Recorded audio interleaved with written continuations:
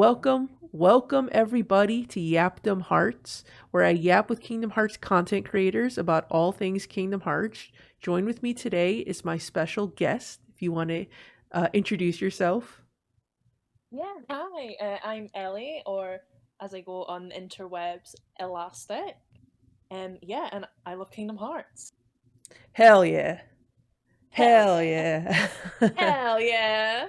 Yeah. And I don't know if for the record, I'll include this in part of the video, is that we did record this episode and then my power went out. So now we have to redo this for a Oh second attempt. It's our But second attempt. yeah. We talked a little bit too much about the Master of Masters and well Who's listening? I can't speak too much on it because he might strike again and foil the Ingratiates we Yapdom. trust. Right. Ray Chase has it out for me. Um, but yeah, thank you for being here and being a part of this podcast. I Oh, thank you for appreciate having you. me. Yeah. Uh, so I guess we'll start we'll start off asking some of these. Oh my god, I cannot talk. I'm like That's too frazzled okay. after Ray Chase has Ray Chase has frizzled my mind here. One of the things I had mentioned in the first take was how when it came to content creators, you were like one of the few content creators that I saw on TikTok. You were like within like the first three people that I followed, and again, you do a lot of cosplay videos, which is would you say is your bread and butter is the cosplay videos? Um, yeah, you know what? I will Mm-hmm. say, cosplay videos is my bread and butter.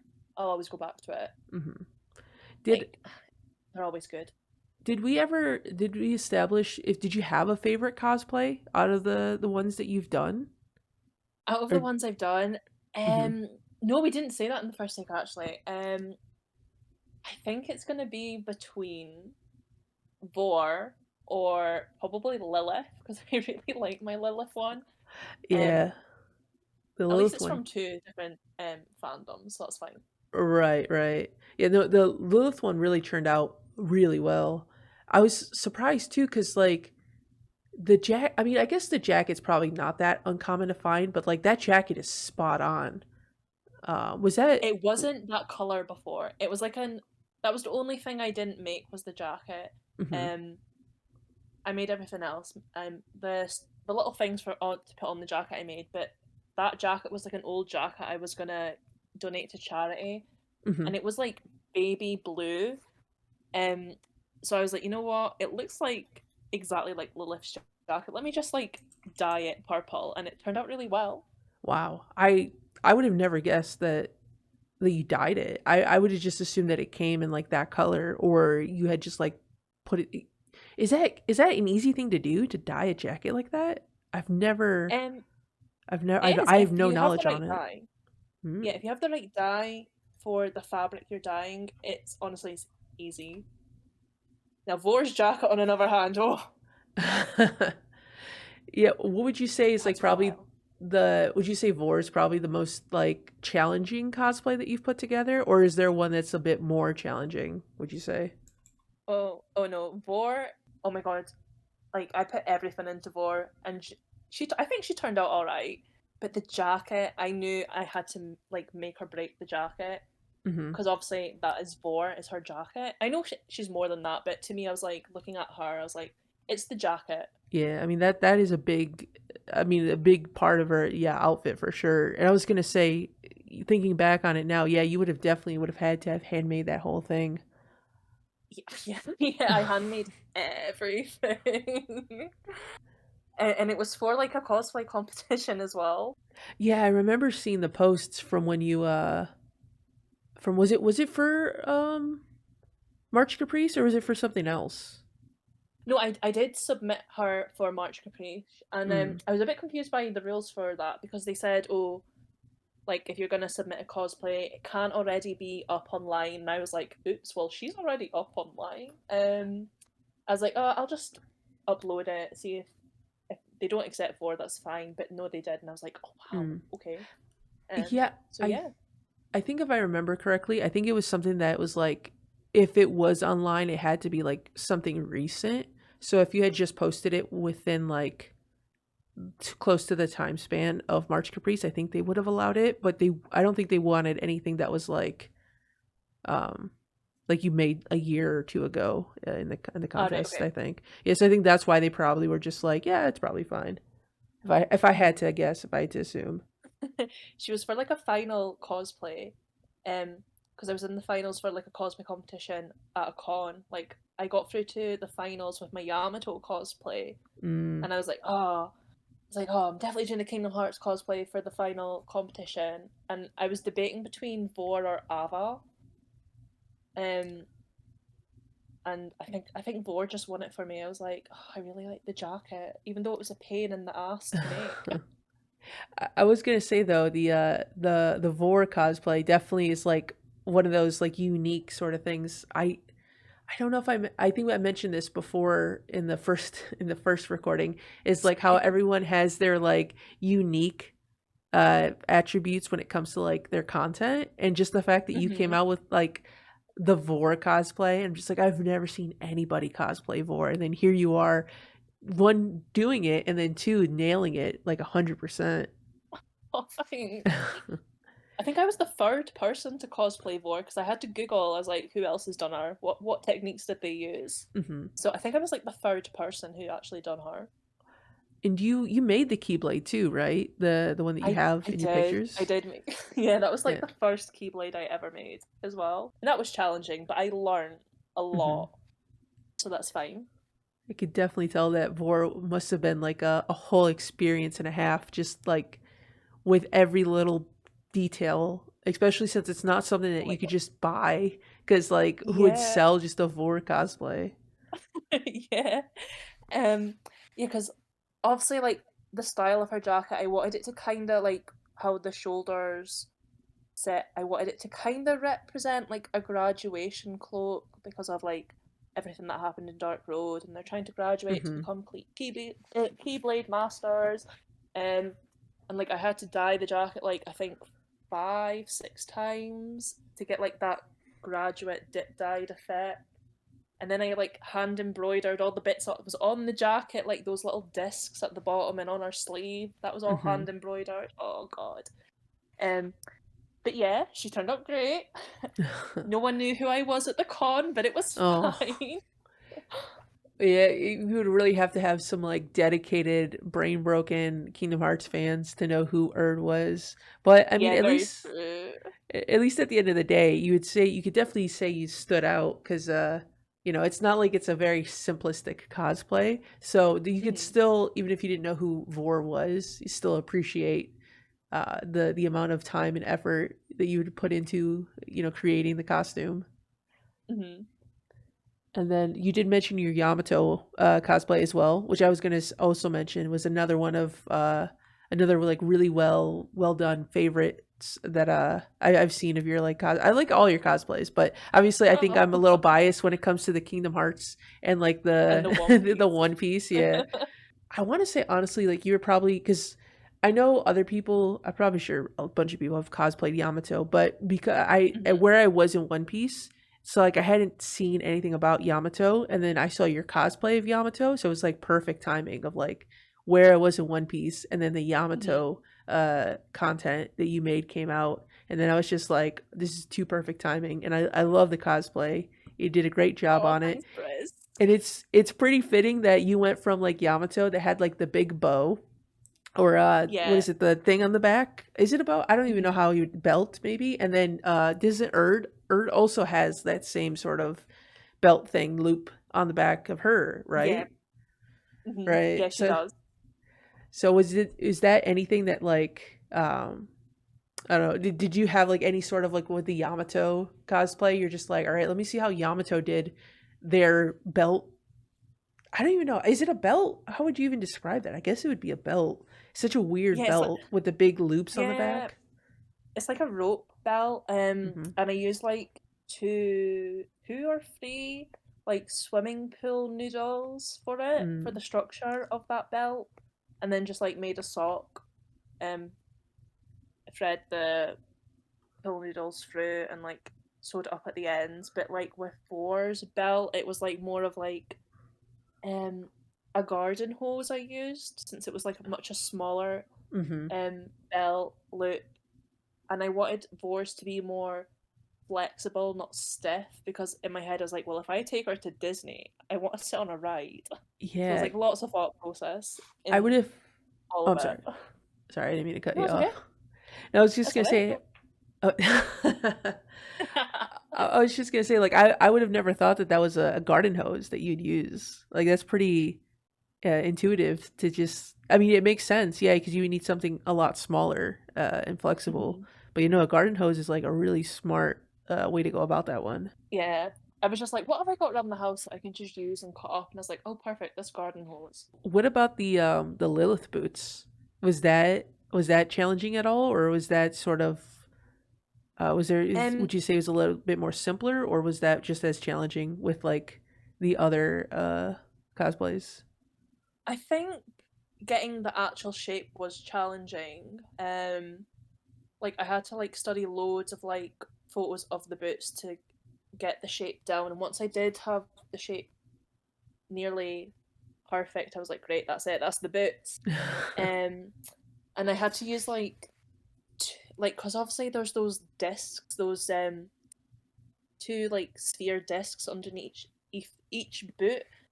So I was like, right, how am I gonna make this so I'm like kind of tall? So I used like 4 kids stilts. Oh, um, really?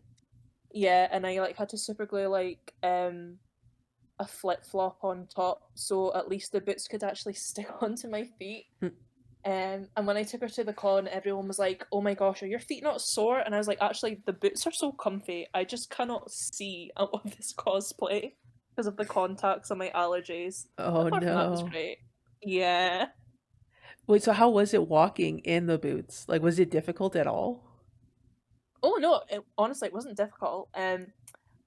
Like if I want to go and fix up the boots for to take her to another con, and I want to add like squeaky toys to the bottom, so when Oh, every time she steps, it would be squeaky. That would be fun. that would be perfect. Hmm.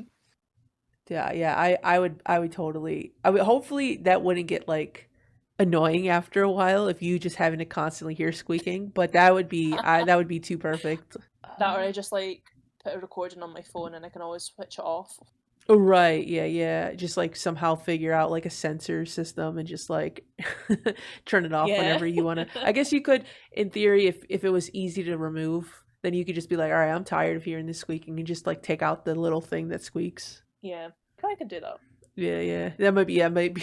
That That might be a maybe be little. the solution. Yeah, it might be a little easier than just having like a phone thing to like, or unless you just have somebody just follow you around with their like little phone and just hit the button every time you take a step. Yeah, that would be The great. the extra mile for the authenticity. Oh, we gotta do it. So going from your cosplays, so we've already Hmm. established your favorite cosplay. What would you say is your all-time favorite video that you've made on your account? Um, I'd say keeping with the cosplay theme, anything with me as Sora and Little Chef, just because those videos are so precious to me. Like I love Little Chef dearly. Hmm. Um, and my up the mountain down the mountain video is probably my favorite one. Oh god, like I went out freezing cold weather, snow up to my knees, and was like, "Yep, it's time to film a video, guys." And then I got sick after it, so it was great. But it was worth it all for the It was content. worth it. It was the things we do. Right, right. We gotta we gotta spread the Kingdom Hearts content appreciation, because if we don't do it, then who else is going to? Exactly. But yeah, definitely the Remy video, or I'm sorry, not Remy, Little Chef. The Little Chef ones are very iconic.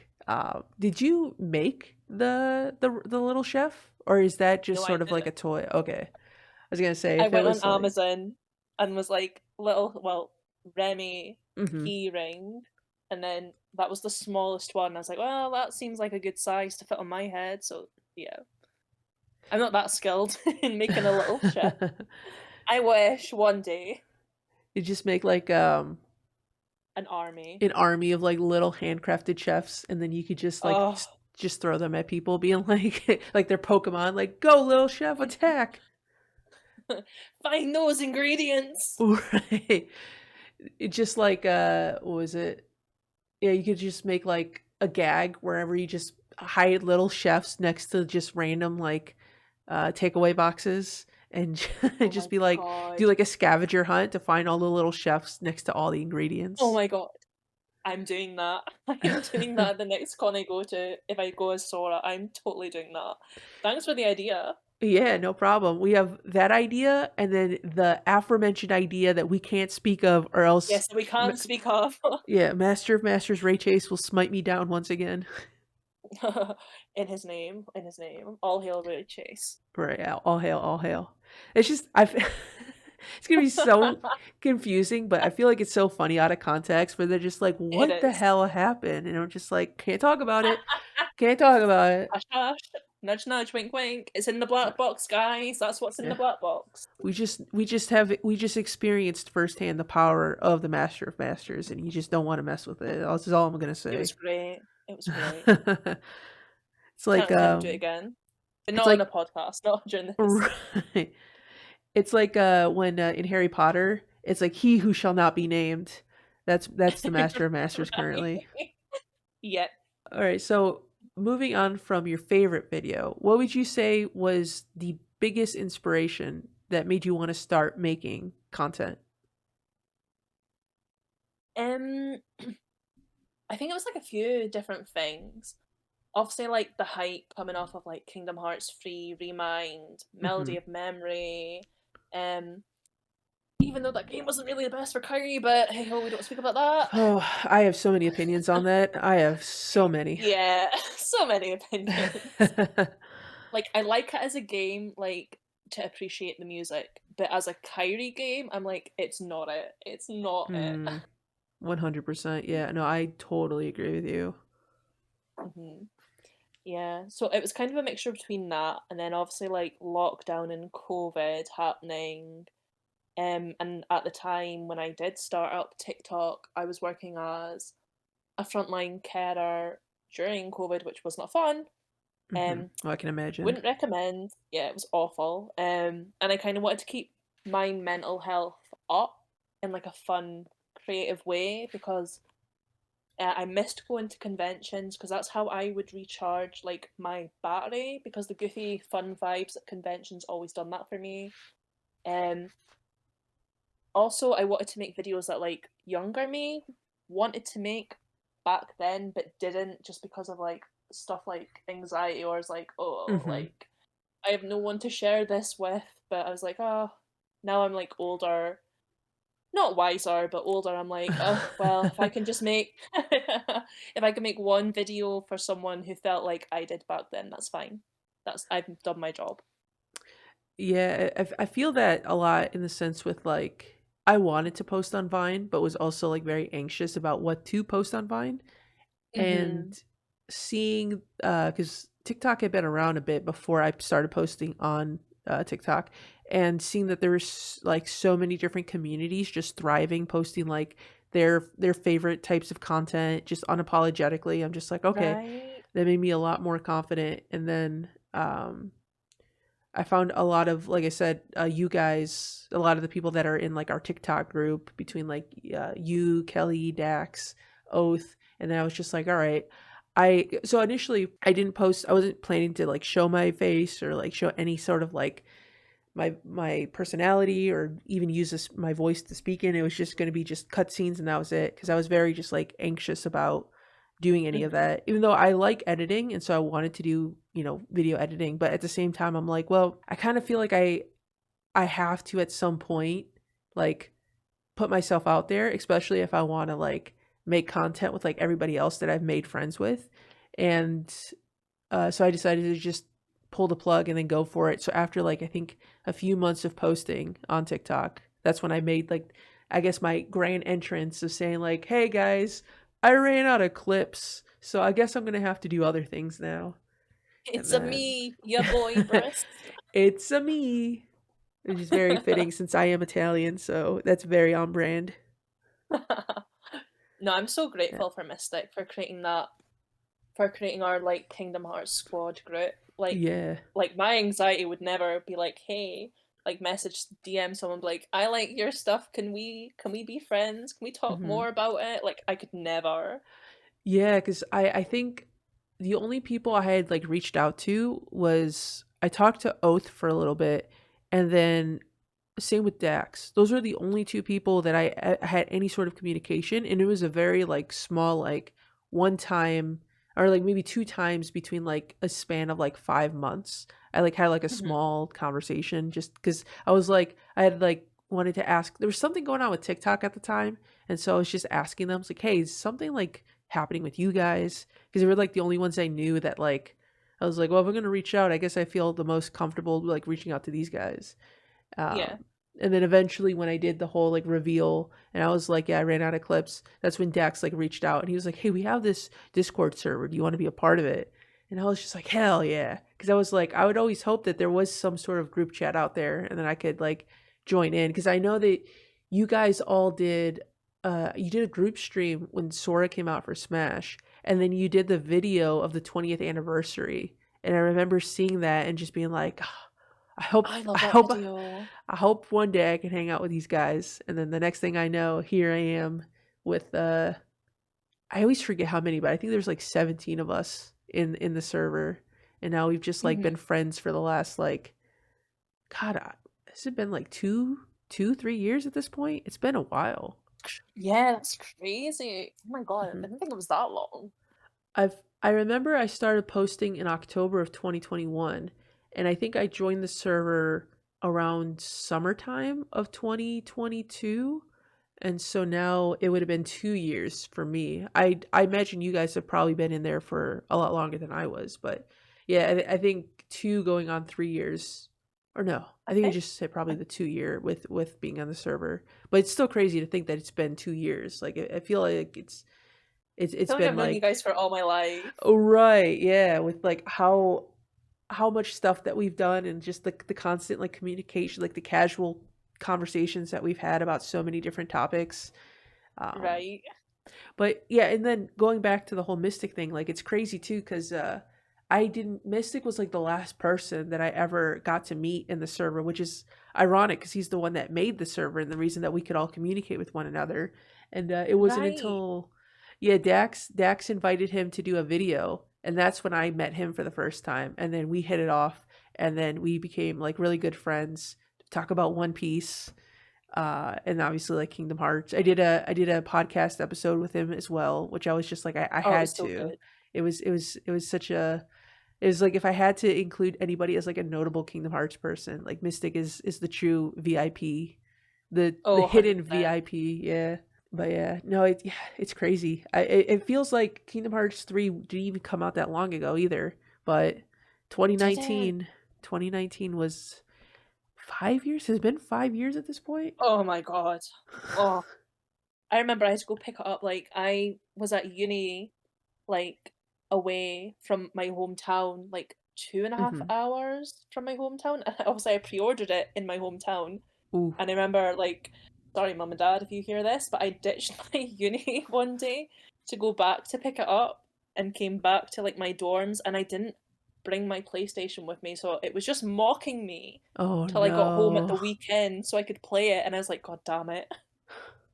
I remember there was like a big snowstorm the day that it released for me. And I had a few friends who were like, "Are you sure you want to go out there?" I'm like, "I have to. It's Kingdom Hearts 3. I have to get this." Yes. Yeah, and I was it I think I spent like the next 3 days just playing it and it was just the happiest time of my life. Oh, I love Kingdom Hearts. Oh, Kingdom I Hearts love Kingdom 3. Hearts. Yeah, I don't. People can say what they want to say about Kingdom Hearts 3. I just have like the I most love fondest it. memories. Yeah, I think Yeah. visually it's just such a nice game, and then on top of the fact that we have the resolution with all the characters, like Yeah. the sea salt reunion scene, you Oh cannot my beat god. that. Oh, You cannot. Oh my god. the ones that know gets it, and that's what Yeah, matters at the we end of get the it. day. We get Yeah. it. People are just like, who the hell is Aqua? Because they've only played 1 and 2. And they're like, who's the Oh, Shion character? I'm just like, like, do not speak their name in vain. How right. dare It's you? like, go watch something, learn about who these characters are, and then come back so you can truly appreciate this. Mm-hmm. On the topic of underrated games, I don't know if Kingdom Hearts 3 would be underrated. I feel like it is underrated just because so many people highlight like Kingdom Hearts 2 over it. Um, Which I get. Like, mhm. Kingdom Hearts 2 is like so nostalgic for me. I do love Kingdom Hearts 3. It's like, Yeah, I would definitely put them neck and neck for like the oh, top 100%. top games. Yeah, Kingdom Hearts 2 is good. It's just the fact that like you can't deny some of the like visual like aspects to 3. There was more of a significance with the story because like 2's story was still good, but there was just a Mm-hmm. bigger meatier story that 3 told. And so, Oh, but yeah. obviously 2 had like amazing worlds. Like we had Lion King world, we had like we had Orin from Final Fantasy 10. Those were always going to be my 2 favorite picks. Timeless River was fantastic as well. I love Timeless River. Yeah, Like, hate the what surprise. cars. Oh, hate the cars, hate the Hate the hot rods, cars, but yeah. oh, but just like the aesthetic of it is like, oh my god. Mhm. Yeah, it's for like I didn't watch a lot of like old Disney cartoons either, and it's just I could Mhm. appreciate it for what it was, just visually the fact that the audio is like on sync to how it would have sounded back in the day, visually Yeah, like how the characters look, everything about it was just like you could tell that they really went above and beyond it more was like a than love letter to it. It was like, yeah. yeah, Yeah, and they could have done it all in color too, but they went ahead and they did the whole black and white scale to it as well, which is like a very nice touch. oh, it is. But yeah, so speaking of, well, I guess going on the realm of underrated games and opinions when it comes to Kingdom Hearts, what would you say is your most underrated video that you have ever made? And my underrated video, probably my Square Enix, well, back in the day, Square Soft and Disney in the Lift one. Because I remember I made that like with the audio of do you want to make an alliance? Hell yeah, I do. And Hmm. obviously it was them in the lift as the background. And people didn't get as many likes as I hoped it would, but that's fine. That's just how it goes when you're a content creator. But like the Yeah. people in the comments were like, did you know this is how it actually happened? And I'm like, yeah, that's the joke, my dude. But maybe that was a bit too on the nose. I don't know. Yeah, it's always interesting how people perceive some of the videos that we put out because it's just like Right. I'll see it from like other people as well. They're like the plot of this has been completely lost on other people, or it goes in like some weird direction that you just never expect it. So you're just kind of like, well, I enjoy it and I put it out for the world, and however they want to consume it, I guess they're going to consume it. But it's an interesting side to being a content creator to see how your content resonates with like other people and how they perceive it and all that stuff too. Yeah, it is. But yeah, it's a wacky journey for sure, but definitely one that I would never pass up. If I had the opportunity to do it all over again, I definitely would. I would Oh, probably do it. 100%.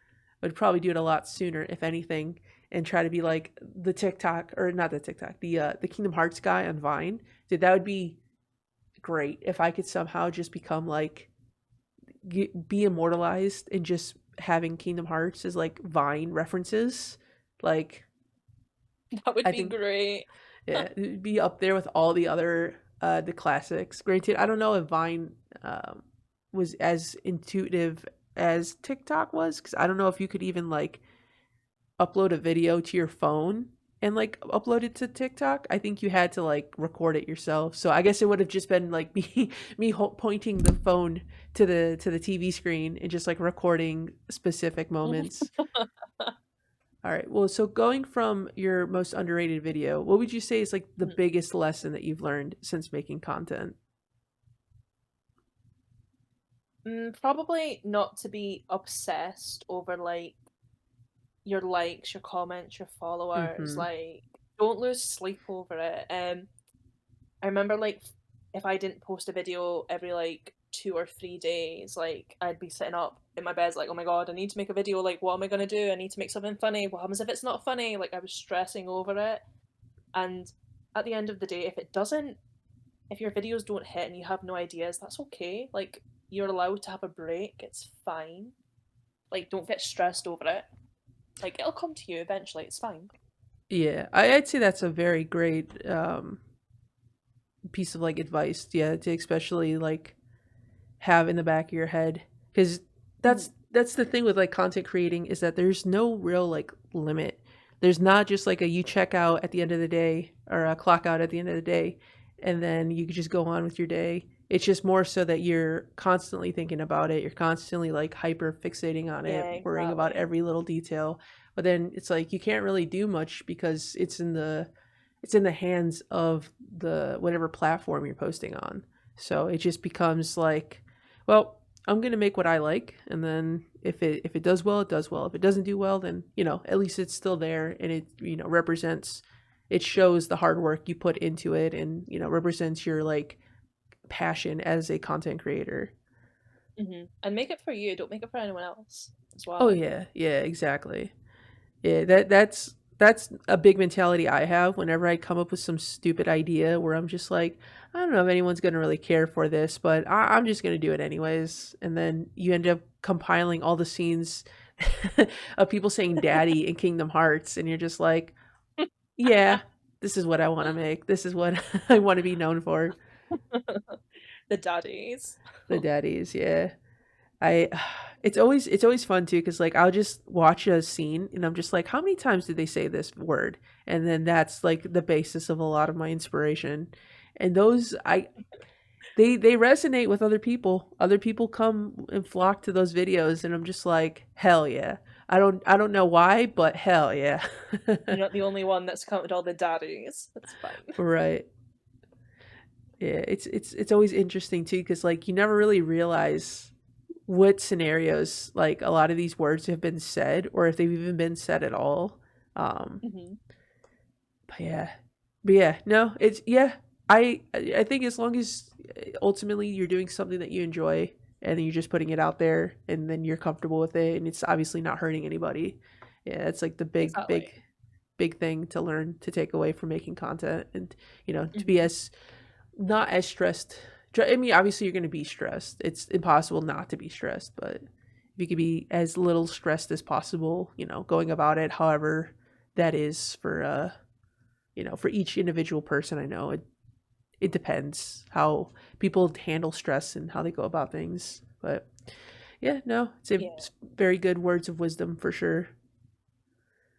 Well, speaking on the platforms though, hmm what are your opinions on the social media platforms that you post on? Because you post on TikTok, you post on Instagram. I don't think you don't have a Twitter, yeah? You don't post on Twitter, or Yeah, that's better. do I follow you on Twitter? I'm about to expose myself right now. I'm pretty sure I follow you on Twitter, but let me just It's double check. okay. It's fine, Bruce. You don't have to follow me on everything. Let me see. Okay, no, No yeah, I follow stress. you. I follow you on Twitter. I follow you on Twitter. That's right. To the brain fart. It's fine. Yeah. To be honest, I didn't use Twitter a lot. I've only recently been using it, so it's one of those things that like I'm still like, I remember following a bunch of people, not using it for like a year and a half, and then come back to it, and then now I'm like sort of like my brain has been, oh no, my cat's feeder's going off. Can't have anything nice in this house. But what I was saying though before was that with the things that get posted on Twitter, I'm just like, I can't remember if I see them on Twitter or if I see them on TikTok or Instagram, because at this point I'm just like, I follow all the same people on everything. So I'm just like, I Mhm. saw that post. I don't remember where I saw that post, but I know I saw that post. But yeah, so the question was, what are your opinions on the platforms that you post on, if you have any? um, um, like, because I post, like, obviously my Instagram account's just for cosplay, Hmm. um, and it's weird. Like, for example, like Vor didn't do. well at all on Instagram, but she done amazing on Twitter. So that was kind of nice to see like the difference between, oh right, okay, like maybe not a lot of Kingdom Hearts fans use Instagram as much as they use Twitter, but I think people use Twitter just for like more information Hmm. um when stuff drops. Um Twitter, I just do like a mishmash of everything. Like it's crazy. Like I done that like Roxas meme tweet with was it Jimmy Fallon, I think it was, and like that went really well. Um, like when it comes to Instagram and Twitter, I can like post any time of the day. It's fine. When it came to TikTok, like I noticed like I got better views and likes if I posted it between 6 p.m. and 8 p.m. UK time, because I think that was like what, lunchtime for you guys? And I think a lot of my followers were from across the pond. Mm. Yeah, I think that lines up because I think six. Yeah, because when I suggested 6 p.m. for you for your time, it was like 1 p.m. for me, my time. Yeah, so Hmm. that lines up. Yeah, it is Yeah. interesting. I've noticed that too with certain platforms that you post on, you get different reception for it. Because like Hmm. I don't I don't feel like I get anything like any reception at all on Twitter, but on Instagram I've gotten a bit more reception, which is like the opposite of what it seems like with you, where it seems like Twitter you get more Kingdom Hearts fans coming out of the woodwork versus on Instagram. And I don't know if that's I don't know if it's the specific content, if it's the platforms, how they pick and I don't know if it's what choose. we're posting as well. That Like, could be it too. Maybe there's just like a window where it's like you have to hit a target and you don't know what the target is, but it's just like hmm you throw like your video, it's like a dart at a dartboard, and then wherever it lands, that's just where it goes. Because like I'll have some YouTube shorts that do really well, and then like the other day I posted one and it has like 12 views, and I'm like, all right, I know at minimum these get at least a couple hundred. For it to get 12, I feel like that dart never even hit that board. and that's like the it's not great. That's not a great feeling as well when you're like, oh, like Hmm. that sinking feeling where like I worked so hard and like it was only this many views, and I think like algorithms suck that way as well. Hmm. Like, ugh, Well, it's just confusing sometimes. I'm like, oh, right, yeah, because if we had like a specific rule set laid out where we could like follow it, and then as long as we mhm. comply with it, and it should work to where the content we make goes and gets rotated throughout the system. like Right.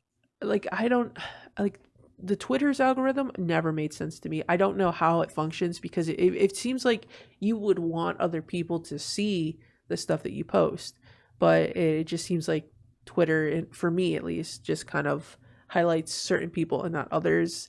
And I'm like, well, maybe I have to post whenever there's like a trending topic, and then that hits that dartboard. But um, yeah, I don't know. Did you hear though that I don't remember if it was Disney Plus or a different streaming service, but they had mentioned about bringing on creators onto like streaming services to make dedicated content for franchises that like that company owns. And I was thinking, I'm like, how cool would it be if Disney just hired a bunch of like Kingdom Hearts creators to make their content and it was just on Disney Plus, and then you could watch it as like a Kingdom Hearts channel on Disney Plus as like part of the streaming package. And I'm like, That'd be I so want cool, actually.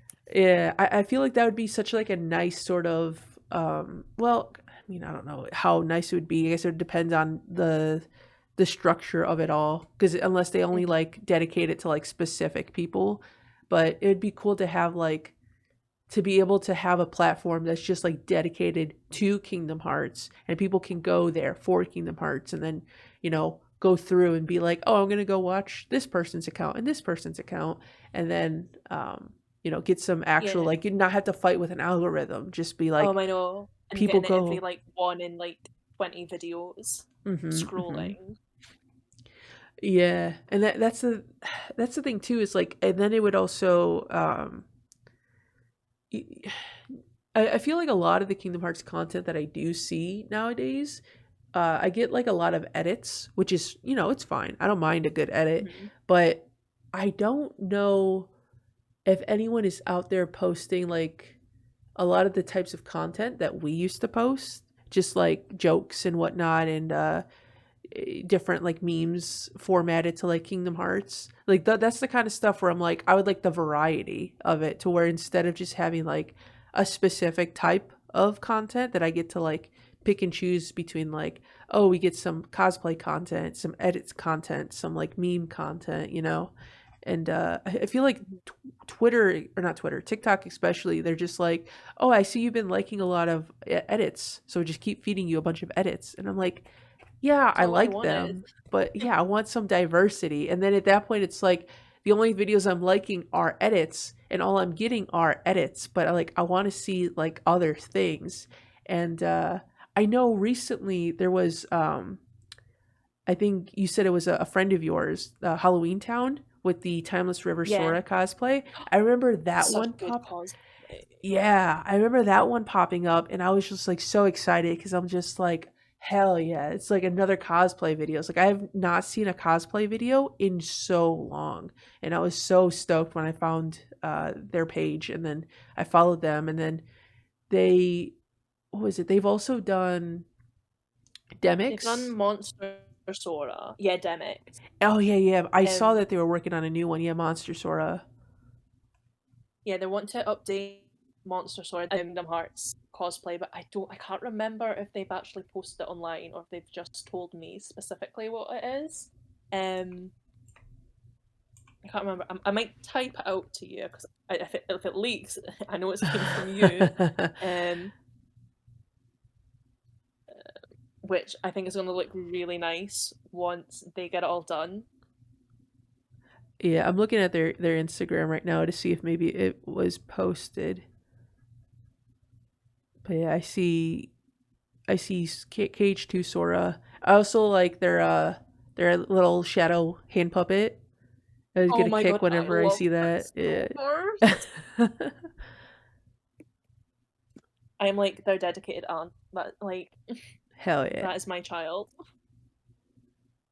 No, yeah, that goes in the same realm with like what I was saying about with your cosplays, is that I love the fact that they have Timeless River Sora, and it's like so iconic to them, and like, Mm-hmm. their sort of their brand for as of right now, at least. I assume Timeless River is the one that gets like the most, like if you were to think of like their account, it would go straight to Timeless. But I mean, also, base KH2 Sora is good, Demix is good. They did Zexion was also good. Mm-hmm. Like I love all their cosplays, but Timeless River Sword just scratches the best parts of my brain because I'm like, how did you do that? Like, Right, yeah, just to have like like that is the, mastery. yeah, the mascot head is just so, it's so well done. And like I said, I've never seen anybody else pull it off that way. Let alone do a Timeless River Sora cosplay, but to make the mascot head and all that, I'm just like, I'm so impressed. It's such a cool cosplay. It is. I think they had to redo the head or like Sora's hair. I think 3 or 4 times because they just weren't happy with it. Mm. But like, it turned out so well in the end. I was like, oh my god, like it's like you've pulled Sora straight out of the game. Like it looks so clean as well. Oh yeah, yeah. No, exactly. It looks like an official sort of like costume. You know how like Pokemon Mm-hmm. has the costumes that they have whenever they advertise or make TikToks or whatnot. It literally feels Yeah. like something that Disney made, and that like, Yeah. yeah, that Like like use, Disney, hit them up. right. Yeah, like this is something I could see at like a Disneyland, at one of the Disney parks, if they were to ever not be cowards and advertise Kingdom Hearts normally beyond just Mm-hmm. having Mickey, Donald, and Goofy dressed up. Oh, I saw the DM. I have not heard anything about that one, but I Okay, definitely will keep that a secret. I would be, I'm okay, that's so fine. hyped. I'm so hyped for that. I love that. Like even the way I'm like in my head, I'm like, how are they gonna do like this with a certain prop? And like, oh, it's gonna Hmm. look great. Right. Yeah, and then speaking of props, yeah, they have like the Timeless River, Kingdom Key, Keyblade, Demix's Archipelago, I think is the name of it. The guitar, the sitar. Yeah, the sitar. Yeah. They've done Yes. like a big version and like a small version of the sitar. Oh, have they? I don't think I've seen the Yeah. small version. Oh, it's like tiny. It's like ukulele size. Oh wait, no, I see it now. I just scrolled in their Instagram. Yeah, I see it. Dude, that's Demix has to have a ukulele now. Like, Oh, 100%. but yeah, we just got completely sidetracked talking about Halloween It's Town. okay. But But for good reasons. yeah, Go yeah, follow yeah. them, guys. Oh yeah, yeah, 100% for sure. What was it? I'm trying to think because um, Scattered Dream is also another good cosplayer who did a Oh my really god, good yes. Sora cosplay. I think that was the last before Halloween Town. Scattered Dream was the one that I saw that like really impressed me with like a really nice looking cosplay. And then they still post a lot of stuff with like I think they post a lot of like Destiny things as well. They've done hmm also Halloween Town Sora, which was really cool as well. Um, but yeah, no, I live for the Kingdom Hearts cosplayers. Like I feel like I don't see enough of them, and I just want to know all. I want to like collect all the ones that are out there and just follow every single one. I'll tell you some people to follow, Brisk, don't worry. Oh hell yeah, hell yeah! I Yeah. was gonna say because I know we do have a question coming up about. Yeah. Well, actually, we'll just get into it right now. What would you say are Just some of get your? into it. Yeah, well, there's no structure here. Not when it comes to No me. structure. Yeah, That went we out the just. window like the first recording. Right. Yeah. The only structure we have is that we cannot speak about he who shall not be named. Exactly. That's That's the our only structure we stick yes, by. yes, yes. But who would you say are some of your favorite Kingdom Hearts content creators, if you've got any? So obviously, like Halloween Town, like oh my god, like Mm-hmm. amazing, amazing Timeless River Sora, like Chef's Kiss to them. Hell yeah. Yeah, Doctor Span cosplay. I don't know if you've seen them on TikTok. Yeah, yeah, yeah. They were actually one of the few, I think, one of the very early accounts I followed. Yeah, because they also have a really nice Sora cosplay as well. They've even done like Conductor Sora, which looks so Mm-hmm. nice as well. And like their Aqua is really good. They've also done Monster, um, Kingdom Hearts 3 Sora. Mm-hmm. Oh, they're such good cosplays. Um, Another one, Seth Cause on Twitter and TikTok. I don't know if you've heard of that. I don't think so. You said Seth Cause? But yeah, let me pull up for you. All right. Um, It's possible that I might because have they followed do, them. you probably do. I'll probably send this, and you're like, oh yeah, them, and I'm like, yeah, Mm-hmm. them. Like, because they do a great Kingdom Hearts 3 Sora as well, and a Kingdom Hearts 2 Sora as well. Sorry, just cosplayers, man. God, everyone's so talented and skilled. Like, No, it doesn't look like I follow them on Twitter. they've We'll also follow. done, yeah, they've also done like Kingdom Hearts 4 Sora as well, and I was like, oh, I think they were the one of the first people that done it as soon as like the trailer for well, the teaser for Kingdom Hearts 4 dropped, and I was like, oh, that was really quick. That was dead smart. Yeah, I'm always impressed whenever people come out with like with the KH4 Sora, just like right off the bat. It's like the trailer's only been out for like a week, I and was, they already I have know, it I was like, nailed. how? How? Teach me your ways. It takes me like months to do a cosplay. Yeah, no, I see all their yeah, the Sora cosplay is really well done. Mhm. You probably also follow, is it Lauren on TikTok? Yeah, yeah. Lauren is I think one of the first like 5 people I followed on TikTok. I remember their account specifically, and I was so sad when they went on break because I enjoy their content so much. Right. Like, they convinced me I wanted a Star Wars world in Kingdom Hearts because of like little Grogu. I was like, oh. Yeah, Lorne is just like their content is insane with how well they, especially like the wigs. The wigs are so well done for all the characters. The Oh video my god. and Yeah, I know. Like, I hate styling wigs. oh, It's the worst thing. I've heard nothing but horror stories when it comes to dealing with wigs. So anybody who's Hmm. willing, especially with a Kingdom Hearts character, like that spiky hair, like for them to be able to Oh, like manage that is like so impressive. That's why when you said that Halloween Town had to restart on the Sora hair a couple of times, I'm like, yeah, I could see that. I could see that yeah. being an issue for sure because you wanted to It's a look just struggle. right. Yeah. The amount of hairspray cans you go through. It's like ridiculous Right. for the spikes. But yeah, no, yeah, I'm definitely following Seraph Cause for sure because I do like a lot of the cosplays that they have here on their Twitter account, and I'm probably at some point if I get around to following their other accounts, we'll see like other videos that I've probably liked, like if especially if they post on TikTok. I think they have a Yeah, TikTok they. here. I think they do. I think they're under the same name on TikTok and Instagram as well. Oh yeah, yeah, I see them. Yeah, no, for sure. Yeah, I'll definitely follow. Definitely gonna keep up with their stuff for sure. But yeah, no, those are some great picks. I totally am like a fan of a lot of the ones that you've mentioned, and Hmm. totally agree that everybody should follow them if you haven't followed them already. And follow everyone in our, of course, Kingdom Hearts squad Oh yeah, yeah, group for chat sure. because oh, they're all great people. Hmm.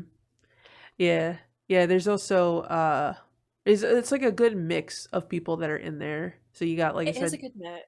mhm. Yeah, like the cosplayers, some of the meme people. Uh, it's like a like yeah, it's like a good variety. I'm trying to remember everyone off the top of my head, but there's so many of them at this point.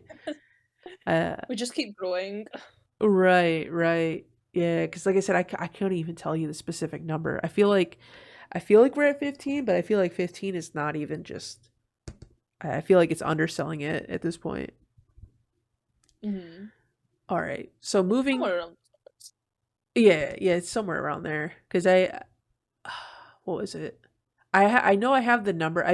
I do this every time we talk about the Kingdom Hearts group. It's like I always send out a different number than what's actually like the amount of people in our group chat.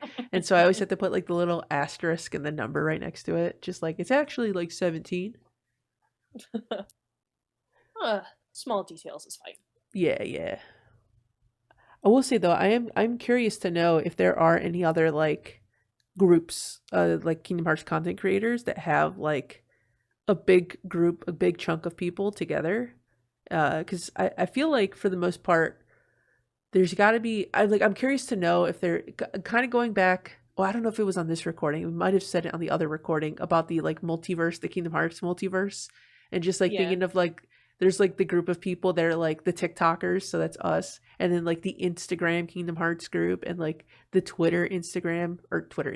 the Twitter group, and I'm just like And like curious the to know. YouTube group and all that. Yeah, I've been like slowly learning about all the people that are on YouTube from me posting more on YouTube and like communicating with some of them.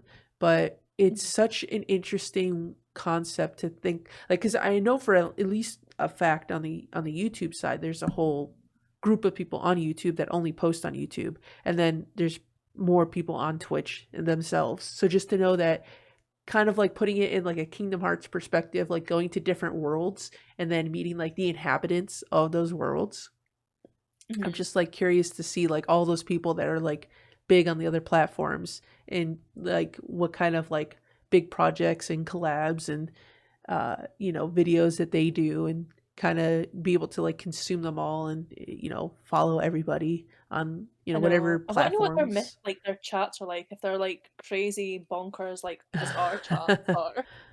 Yeah, they just have like the dedicated like few that are just big One Piece fans, and then like Oh, and if they have a something something darkness right, like chat. their spoilers or their theories chat probably like popping Hmm. off, which I can imagine that's going to be so crazy when Kingdom Hearts 4 or even just Missing Link finally drops. It's Oh, just I going to be can't wait for you nuts. guys. to experience Missing Oh, Link. oh yeah, that's another thing too. You got to experience Missing Link. You were in the beta. I almost forgot about that. Did. Dude, you I was got to part give of the beta twice. yeah, dude, you got to give us the deets. What oh actually whatever you can talk about. I don't know if you had to like if you're like very specific on like what you can share. I know you've shared a lot, but like is there anything that you can share that you want to like highlight that you're like the most excited for when it comes to Missing Link? Uh, I mean, I think nothing was really kept a secret. They were like, you can post whatever to your social media, it's fine. We're like, okay, cool, that's great. Hell yeah. Um, I was like, thank you, Nomura. I just can't wait to see where the story goes now, because like we don't know. Like we might have like hints of where it might go, but we're like it's the unknown now, isn't it? hmm But there was such a difference between like doing the first beta testing to the second beta testing. Like when I done the first beta testing, it was glitching so much and buffering a lot of the time, and I thought, I don't know, guys. I don't know if this is gonna be good. Like the graphics were great, but because obviously they're so high quality, like my phone kept glitching and cutting out, and I thought, Mm. this might be a problem. But then, like obviously, once you've done your beta testing, you like there was like questionnaire at the end, and they would ask you all these questions, like what happened with this, and I'd be like, oh well, I mean, it was a bit slow, and then the graphics were cutting out at times, and I noticed when I screen recorded as well, the first beta testing, the quality dropped significantly. I was like, well, that's not hmm great. Um, but they fixed all that for like the second beta testing. I didn't even think I would get in the second beta testing, let alone like the first one. Like, I must have been like God's favorite those 2 days I got picked. Um, but oh god, like I just can't wait for you guys to experience it. Like the raids, especially with people. Oh, it's gonna be so good. The only downside to the raids is whoever puts out like the group link, you've all kind of got to be close, near to that person, which is like a bummer. Oh, yeah, Yeah, that is unfortunate. I know. I know I can't raid with you guys then. Well, you can with our sponsor, NordVPN. No, I'm just kidding. that would Fan be sponsor. that would be quite the segue. I am curious though if a VPN would allow you to do that though.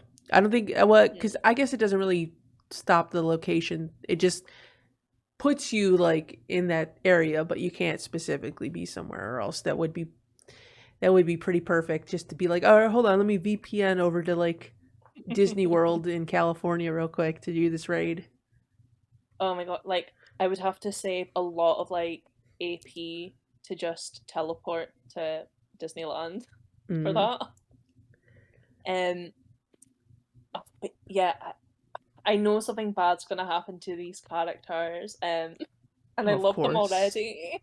Of course, it's a Kingdom Hearts game. I mean, look what happened with Dark Road and Union Cross. I mean, Yeah, it was just oh, like if we gotta make a story about the past, they're just like, no, people gotta no, no, die, no. or Yeah, they're, someone's gotta die.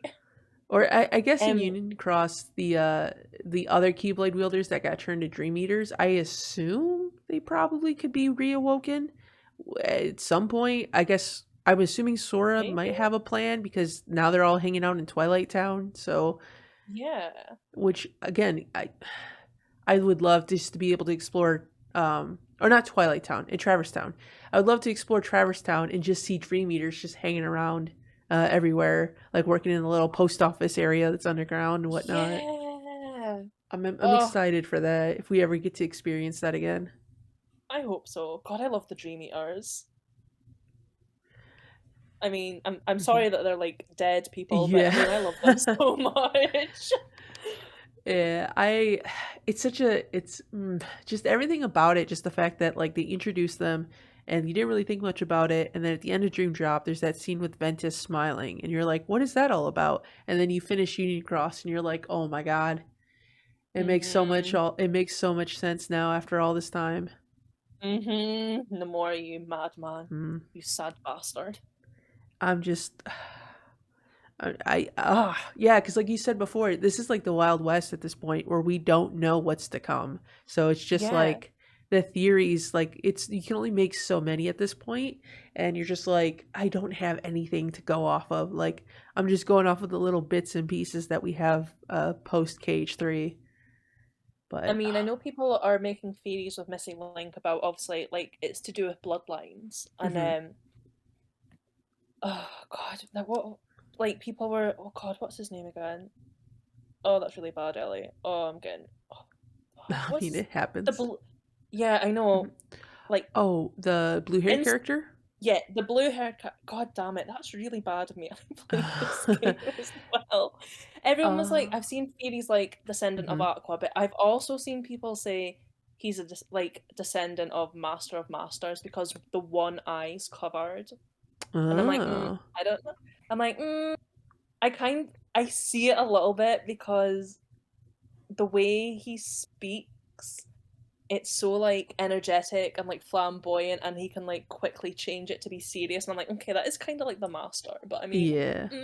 is it? I don't know. We'll just wait and see.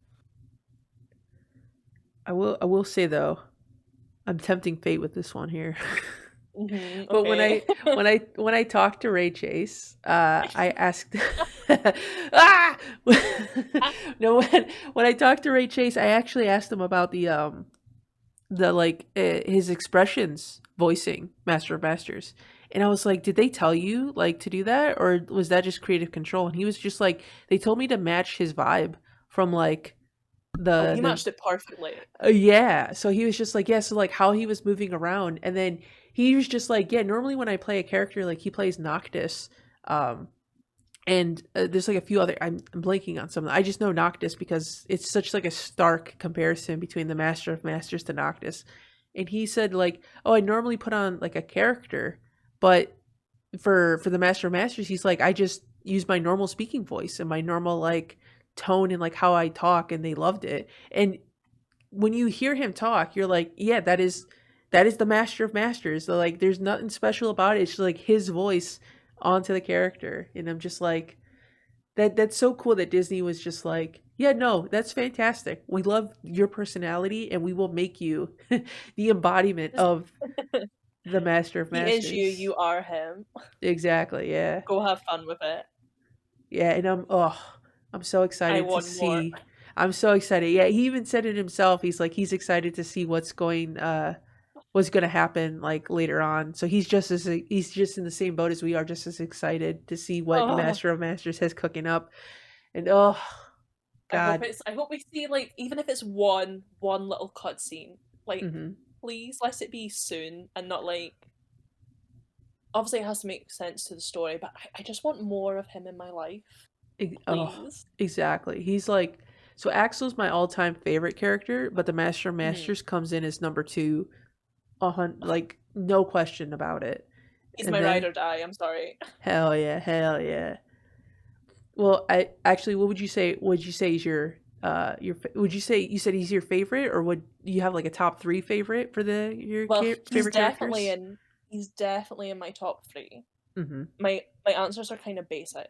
Obviously Master is like for simping reasons, but because he's just oh, but like he's such a great character and like he's so expressive even though you don't see his face, just his like body language. I'm like, oh my god, yes, like love him Right. to bits.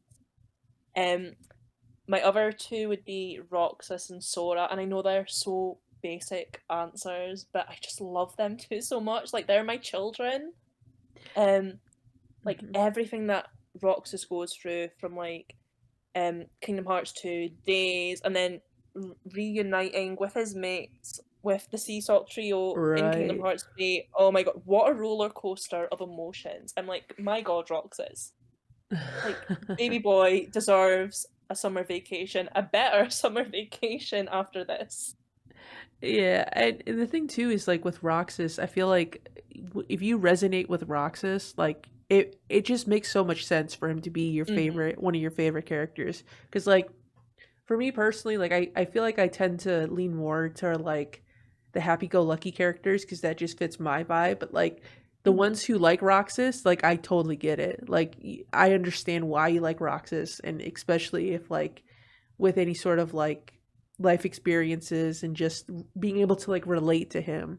I'm just like, nah, Yeah. even if he is like a top pick for like most people, like I totally understand when people say that he's in their top three. And then of course the same realm as Sora. Like it's so hard not to like Sora, but If you you don't like know. Sora, like I get people don't have him as like their top like 3, 5 favorite Uh-huh. characters, but if you just don't like him, that's like a red flag for me. I'm like, how? How do it, you not like him? yeah, if Sora is definitely, I would say he's definitely in like A tier if he's not in S tier. Oh yeah, I'm trying to think because I know I did a tier list recently and I don't think I put him lower than A. I think I put him in like A or B for the most part, but like for anybody to just be like he's a terrible character and just like a god awful character, yeah, definitely red flag because it's just like oh 100%. he definitely, I agree with you. Yeah, he might not be in everyone's top five, but he's definitely up there because he's like, Like it's so hard yeah, not to like enjoy him as a person. Just his yeah. the He's so kind and like he's silly, mhm. goofy, and I know he's slow, but oh my god, there's just something about him. Like he's so charming at the same time. He might not be everyone's cup of tea, but he's certainly mine. Hell yeah, hell yeah. All right, flipping the script. You have any least favorite characters? Lexius. Lexius? Is it just because Yeah. he's very like irrelevant, or is there a reason? Yeah. Oh, just just because he is relevant and he's so boring and like and I kind of get a toss up a little bit. Like I get pissed off, but I can also be like laugh at the moment, especially like in days where he like bitch slaps Roxas. Right, yeah. Um, it's a funny moment, don't get me wrong, but I'm like, how fucking dare you do that? This boy's been through too much already. And then I don't like Hanar. Oh, you're also a part of that because there's a group of people I know that despise Hainer. So I see you're in the Hainer hater club. Yeah, the Hanar Hater Club. I, like, I, there's just something about him. Like, I don't like you. Like, I just like give him the side eye. I'm like push him off, and I'm like, no, pencil it. You come here. I'm like, Hanar, piss off. Like, Yeah, I've mentioned it before, but the scene where he gets upset that Roxas is hanging out with Cypher, and he just like assumes the worst, yeah, gives him the cold shoulder. I'm just like, all right, come on now, like like what a that's. prick. I mean, Roxas can have other friends. Like, he doesn't have to hang with you 24/7. Like get off your high horse, Hanar. Right, right. And it's not even like he was hanging out with them either. He was just like he was being assaulted and he just so happened to be in the same spot. But then Hayner's just like, Right? ugh, I cannot believe this. Oh, I know. Like he's like, oh, he betrayed us. I'm like, no, Hanar. Like, take a step back, reevaluate. I like how there's always the war on people between like the Kyrie fandoms of the ones that like Kyrie and the ones that don't like Kyrie. I have yet to meet anybody who's pro Hayner, who's a pro Hayner stance, and I'm waiting for that like the Hayner You're waiting defense for that one force. person Yeah, and then it's just to like I'm come in with that curious. kick. Like, oh, Right. They're like, yeah, because the kick though? Do you know about the kick though? And I was just like, the kick he didn't yeah, do. it was impressive. He did the dynamic entry from Naruto, but he kind of fell But he short with the failed. yeah, Yeah, with Guardian. with the delivery. Mhm. That's Would another you thing. Like, mhm. sorry, what were you gonna say? Oh no, I was just gonna say if you had any other disliked characters, or if you were just gonna keep shitting on Hayner, and then you can go ahead and keep shitting on Hayner. Well, I was gonna go back to your comment about like the the war between like you're pro Kyrie or like Uh huh. you're a Kyrie hater. I'm like on the fence with Kyrie. Like I'm more of like a Fanon Kyrie fan. Like I do like Kyrie, don't get me wrong, but I just feel like there's more to her. I'm like Nomura, like come on, Oh yeah, one hundred like percent. especially with like the TV series that could have been back in the day where she kicked a Heartless. I'm like Nomura, please. Yeah, that honestly, I feel like I'm on the side that we just haven't seen Kyrie's full potential, and I think that Nomura Hmm. is just waiting for it. They're like, Just waiting for let's that moment. just keep putting trauma in her, make her realize like how useless she can be at times, and then have that be the driving factor to make her grow as a Hmm. Keyblade wielder, which kind of feels like it's showing with the end of Melody of Memories and her wanting to train under Aqua, Yeah. which it's I like, hope they don't time skip that like they did with Lee and Kyrie, yeah, because we were so cheated. I think if there was one bit about Kingdom Hearts 3 I didn't like, I hated how that was like a time skip. oh Like, yeah, oh, 100%. like Yeah, I hope they that don't do the whole time skip with Kyrie and Aqua training because I want to see that. I want to play as that. Please let me have it, Nomura. yeah, it definitely has to be some kind of like side game, if anything, if like, because I don't know how they plan to do side games from here on out, because we've been kind of like, Hmm. we haven't gotten a very like diverse pool of side games because they've just been mobile games. Like we don't Yeah. have our like Chain of Memories, our Days, our Birth by Sleep, our Recoded. It's just been Union Cross, Dark Road, and now Missing Link. And so I'm like, are we Living up gonna to its name. right, right? And it's like, are we gonna get another just side game, or is it just gonna be relegated to phone games? Which it's like, I feel like we've already had enough of the phone games. Like Union Hmm. Cross fits that role, and then Dark Road was like kind of attached to it, so it was like, all right, whatever, I'm okay with Dark Road, move on from it. But then Missing Link comes out, and I'm just like, okay, I get it. I hope that this isn't a trend. I hope it's not just continuously just like Missing Link runs its course and then another gotcha comes out and I'm just like, all right, I don't need Yeah. gotchas. I just need a single player story to like sink my teeth in. But granted, we are living in different times from like before Union Cross to post Union Cross. So, it Hmm. was a pre-internet savvy era versus now everything is all like online. So it Line. makes sense. Yeah, everyone's got smartphones. Gotchas are popular, so I get why they want to capitalize on it, but at the same time I'm just like, just give me like a single player Aqua Kyrie adventure game and I'll be content. Or Yes.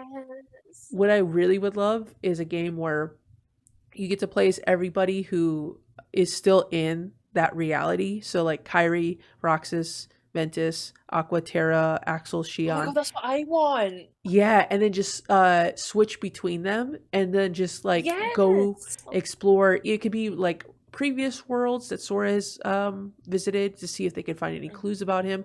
I know, what was it? I think Yen Sid tasked, was it Donald and Goofy in Hmm. missing, or not missing, like in Melody of Memories to look for clues in other worlds. But Yeah.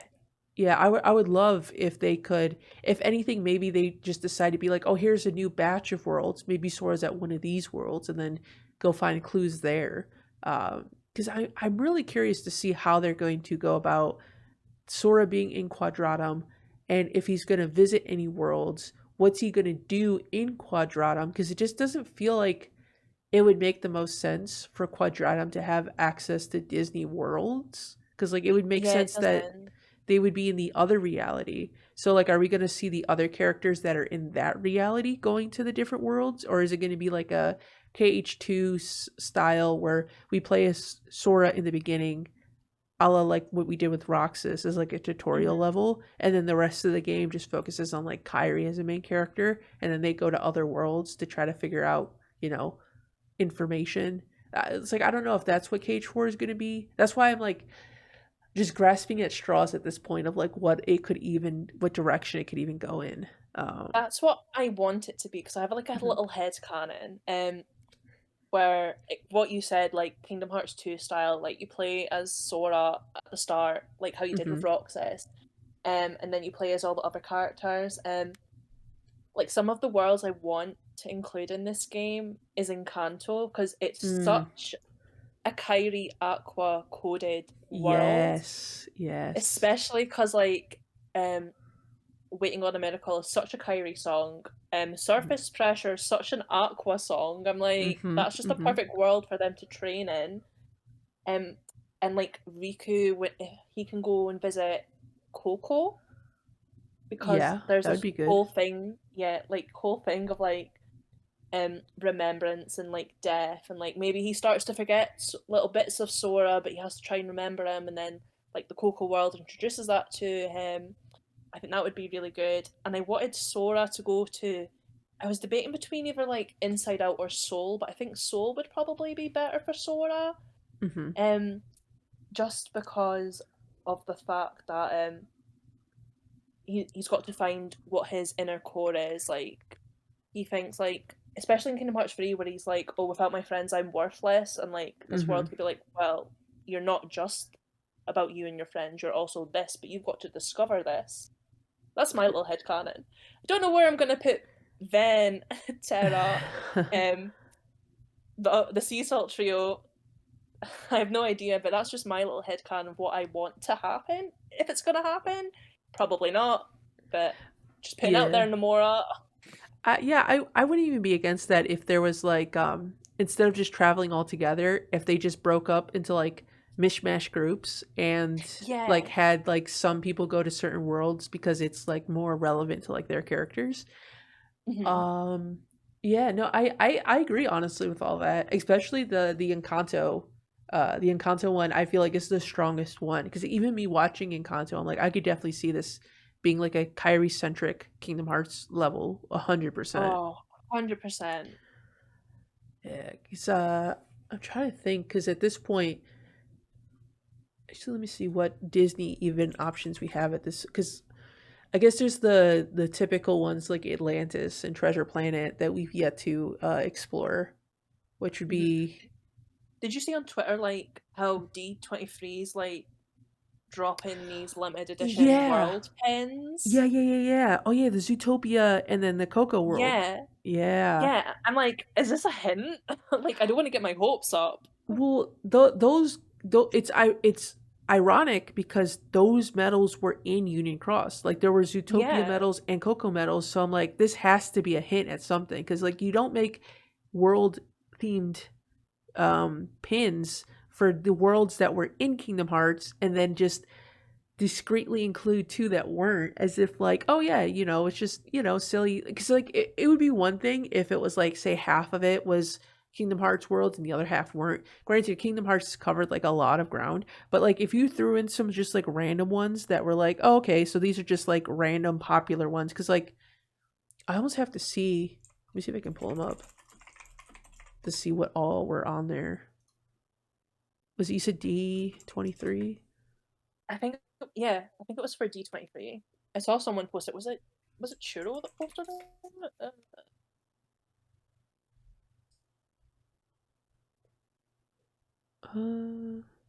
Yeah, let me go to his.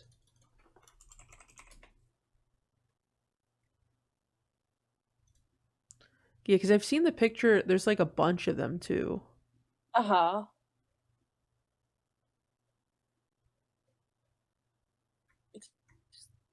Type in there's the world films.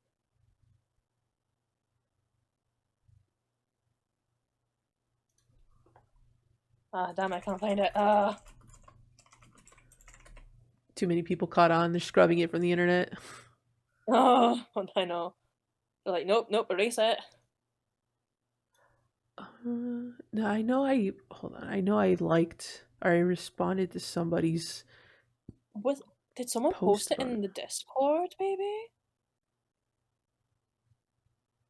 I Oh my feel god, yes, like found it. It was oh, Cynical that posted it. 2 okay. ticks. I got it. Oh yeah. No, I literally so that was the tweet I responded to was the cynical tweet. That's who it was. Yeah. I knew it was Yeah. one of them. I was like, which one was that?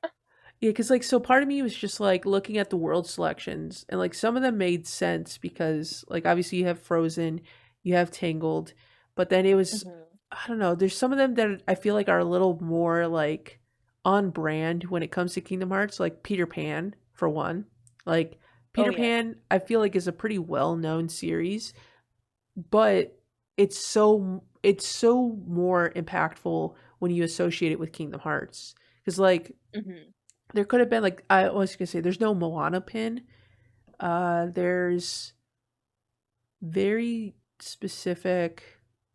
Obviously, like Winnie the Pooh is also very iconic when you associate them with Kingdom Hearts. Same thing with Oh, Alice in 100%. Wonderland. Yeah, there's just certain worlds where I'm just like I could have seen them doing like all the newer Like Disney movies and Disney have properties, yeah. right. Yeah, so just like there's certain ones where I'm like it feels a little too like on the nose when it Oh, comes to associating yeah. it with Kingdom Hearts. But yeah, so then um the Coco one, the Zootopia one, it's just one of those things where I'm like, this definitely feels like it's being hinted at something. And I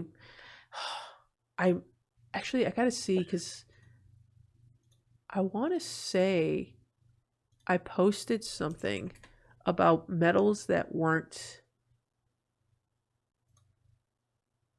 Let me see.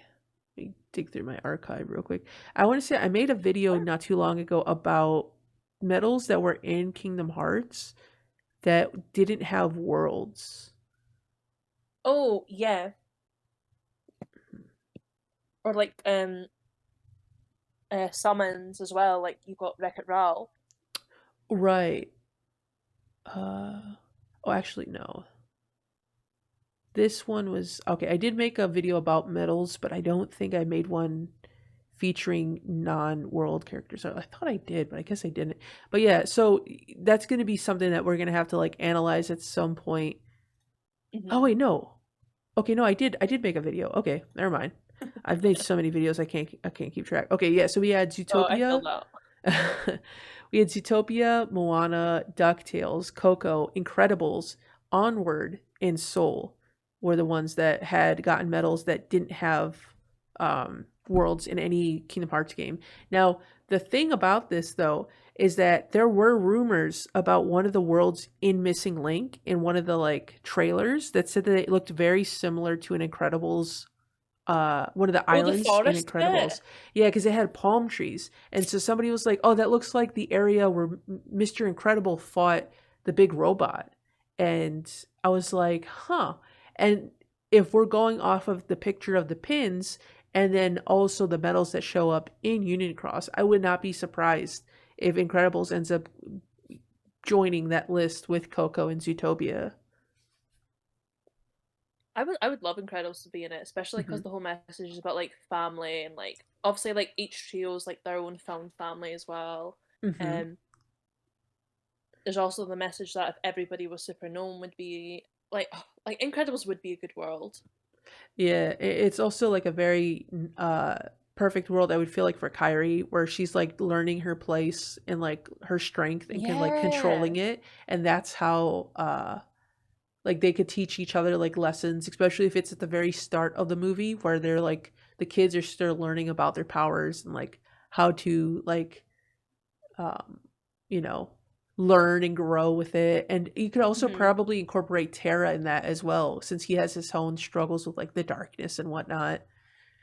But yeah, and then Yeah, obviously which the goes back to like the group mhm, splitting up and going with like mix mash and helping each right. other.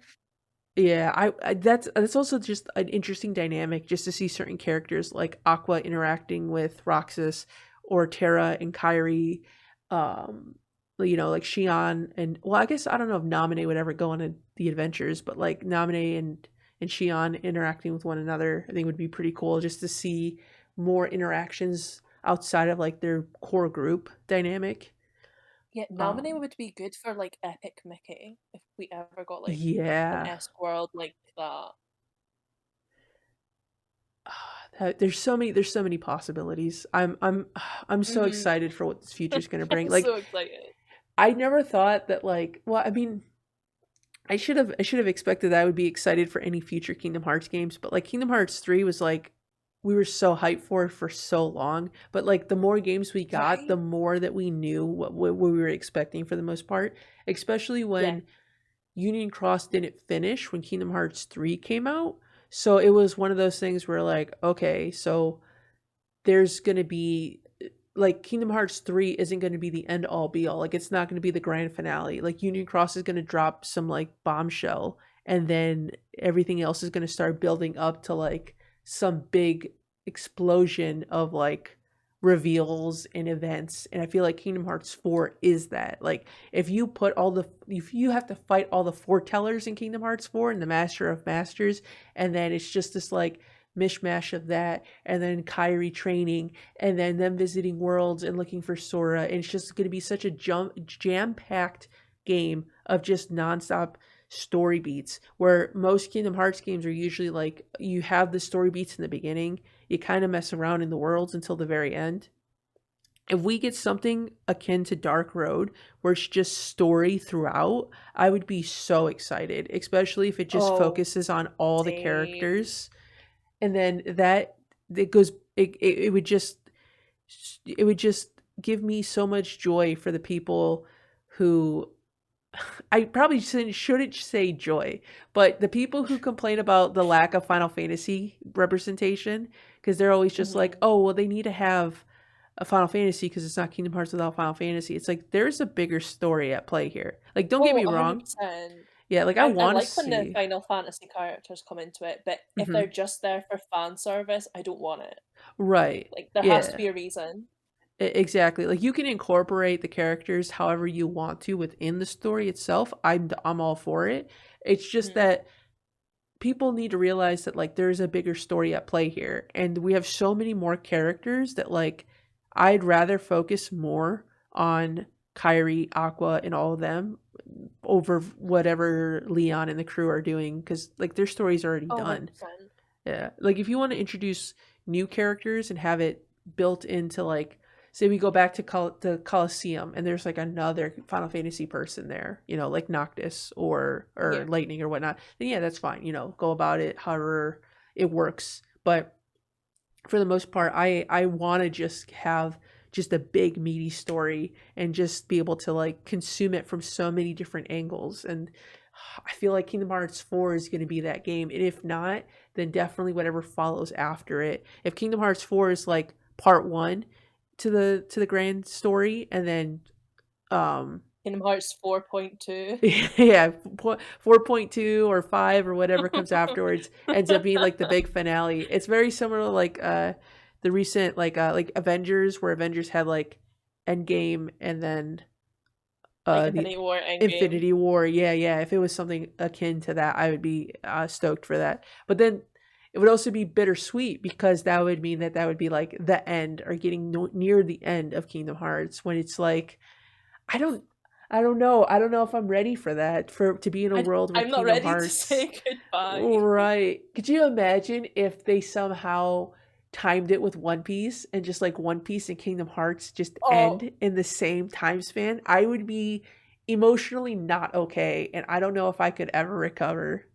I don't think I would ever recover. I think someone would need to put me in like a mental asylum. I'd be like, I can't cope anymore. I've said this before, but I was like, if they ever kill off any of the Straw Hats in One Piece, I'm gonna be so depressed. So depressed. I feel that. Especially with a lot of the stuff that's been mentioned, foreshadowing with a certain character. I'm just like, because they foreshadowed something in Wano. That's the one hint I'll give, because I don't want to spoil anybody who's watching this who hasn't seen One Piece. But there was that scene in Wano about a certain character getting near death's door, and I'm just like, that is foreshadowing. That is foreshadowing. I don't like that, and I don't like that, and I don't want that. And Oda is like a madman when it comes to foreshadowing.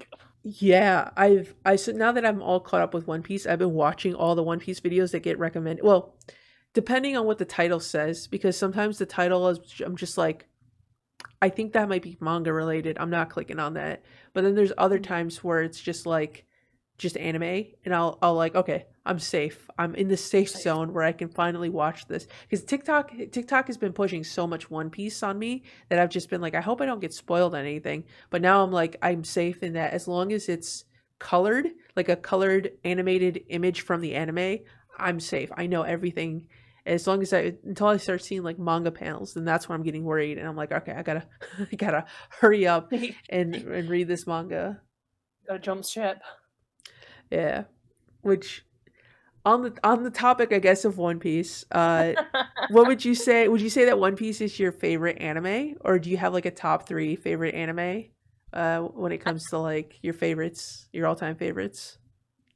I think One Piece is like my now like top anime. I think it debunked Naruto. Um, Oh, I know I still love Naruto, but there's just some aspects of it where I'm like, okay, that wasn't. And like, I'm never gonna touch Boruto. Never. mm. Don't wanna. Like, Naruto ended. That's where I ended. Was as soon as he got married, I'm like, that's me. I'm done. Peace out. Um, I God, I love Soul Eater as well. Like, Mhm. I always go and rewatch that, especially like around October time. Um, God, there's quite a few. Like, um, Apothecary Diaries. Have you watched that? No, I've not heard of that before. Oh, it's so good. It's so like it came out last year. It's so good. Okay, I was gonna ask if it was like a newer anime. Hmm. Yeah. It's that since it's Kingdom Hearts related. It's the Square Enix manga. Oh, Hmm. It's like set back in like ancient like China and like this like apothecary like solves crimes as well, like in a palace. It's great. oh, is this like a feudal China Sherlock Holmes? Is that what it is? Yeah. Yeah. That's Oh, interesting. it's so good. It's really good.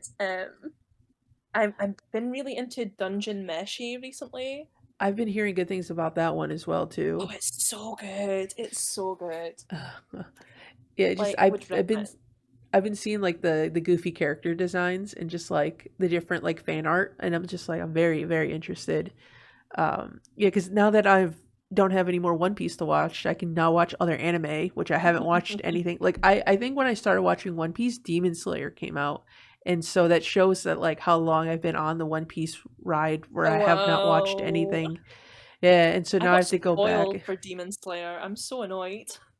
I'm I gotta say for I think maybe it's probably because I don't talk about anime that much or I don't post a lot Hmm. about anime, but I don't get a lot of like anime stuff. I think the Kingdom Hearts stuff tends to overshadow everything. So I've been like very fortunate that I've avoided so many spoilers. Even with like One Piece, I there was like very little that I knew. I there was the one time I got spoiled because I was looking at figures online because I was making like an Amazon wish list for Uh-huh. Christmas, and then I saw certain characters who had different forms, like in the Wano, and I was just like, huh, that's interesting. And then I was waiting for it to happen, so it didn't really like catch me off guard, but it wasn't anything that was like important. Like it wasn't like a specific scene that ruined anything for me. Like if I got spoiled on like the the trader scene, I would have been upset on that.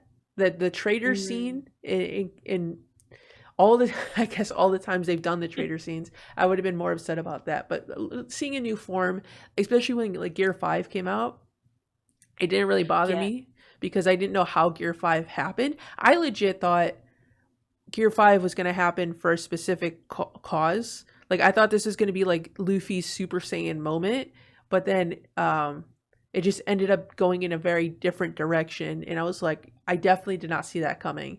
But knowing what Gear 5 looked like did not devalue the experience of that episode when it came out and Oh, it was like such a good the episode. the fight and all that stuff. Yeah, It's so and like Looney Tunes coded. right, I love it.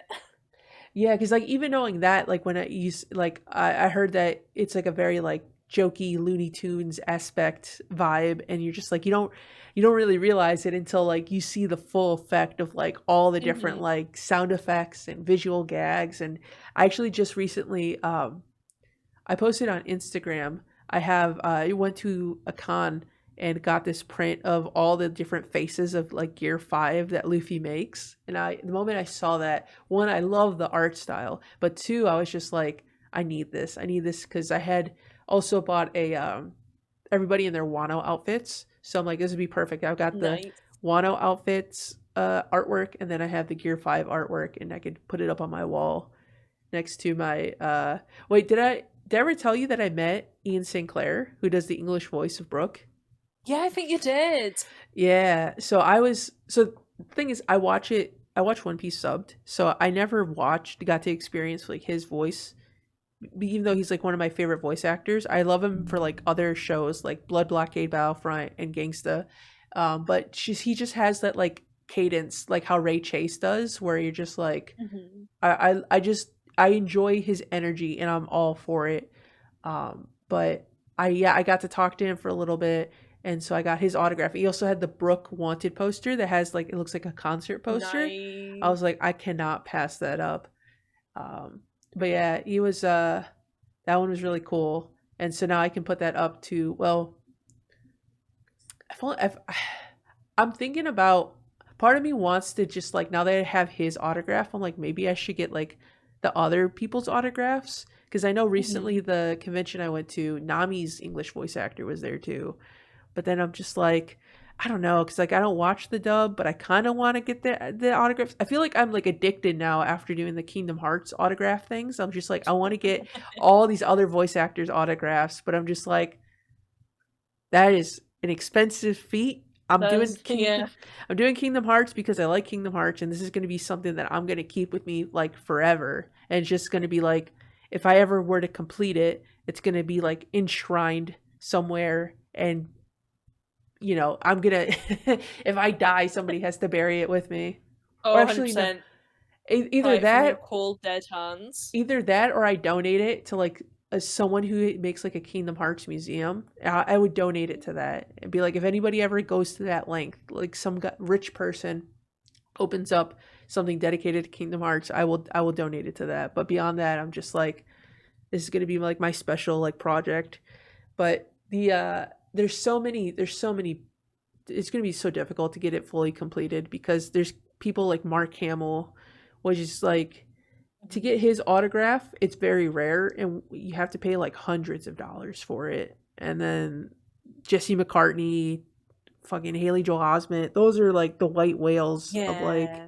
if it's not going to be difficult, it's going to be expensive. So I'm just like, it's like, how do I it's like, how do I just come up with all this money? And it's like, for the most part, it's been very like fortunate that like it's just been a few voice actors, so I'm able to like save up money and then go to the cons and get it all done. But like, yeah, it's gonna be a feat for sure.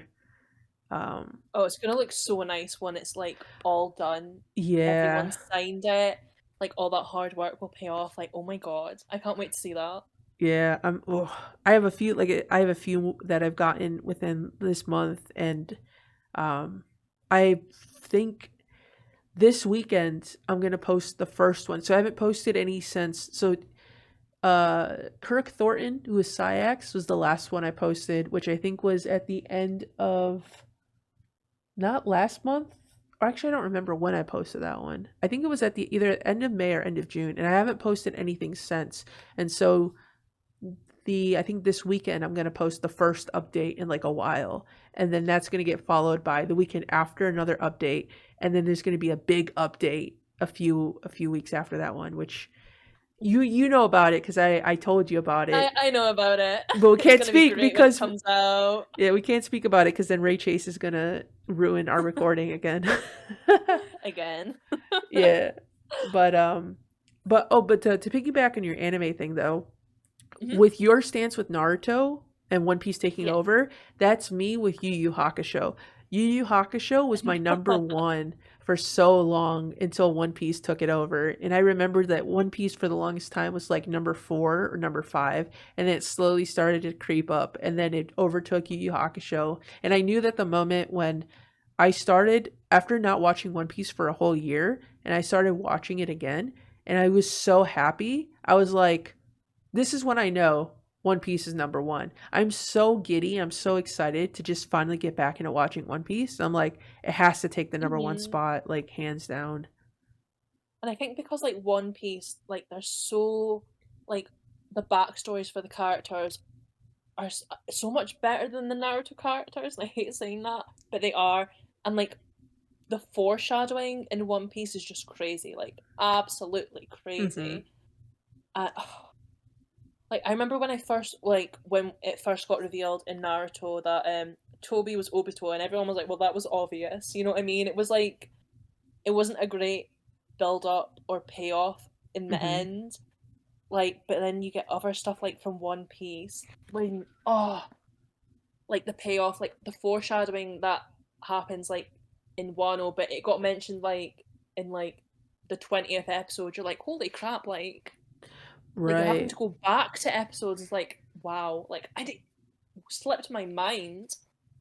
Yeah, like I said, I've been watching a lot more content now that I feel safe that I can click on something without being spoiled. And I recently Mhm. found out there was like a that scene where Dragon saves Luffy in like the very like some point in like the early 50 episodes, and then apparently in the manga you can see Sabo in the crowd, and so it's like hinted that like you saw Sabo, but you didn't know it was Sabo because you just saw the hat from the Uh back, huh. and so you're like, damn, so he already snuck in Sabo before they even got Chopper, and I was just like, and you don't Damn. even notice it because it's like obviously that scene, that Dressrosa doesn't happen for a while. Yeah. Oh my god.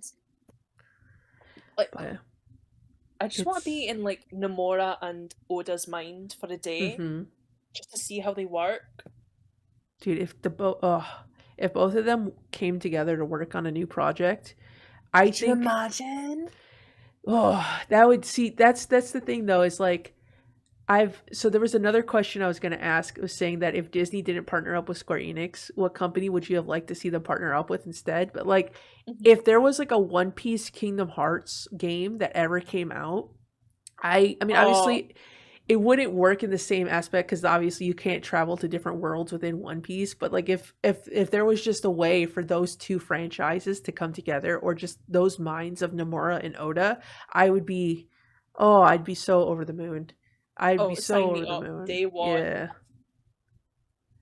What would you say if Disney didn't partner up with Square Enix? Who would you go for a different company? So I kind of have two, like just because you won't know them because like they're like British stuff. Oh, okay. Like I would say like DBBC/BBC properties. Like, well, obviously you know Wallace and Gromit. I think that would be Yeah. funny, Yeah. and that'd Yeah. be great. Like you have like Sora, Donald, and Goofy, and like claymation. That would be really great. I Hmm. mean, God love the animators if they have to do that. Um, I think it'd be funny if they go to like a Teletubby world. I don't know. This is me just going back on like childhood stuff. No, yeah, I get you. I mean, that could be very like on par with like the Winnie the Pooh world. It could just be Right. non-heartless, non-combat, and them just messing around. Yeah, and then like they could go to like horrible histories, which is great.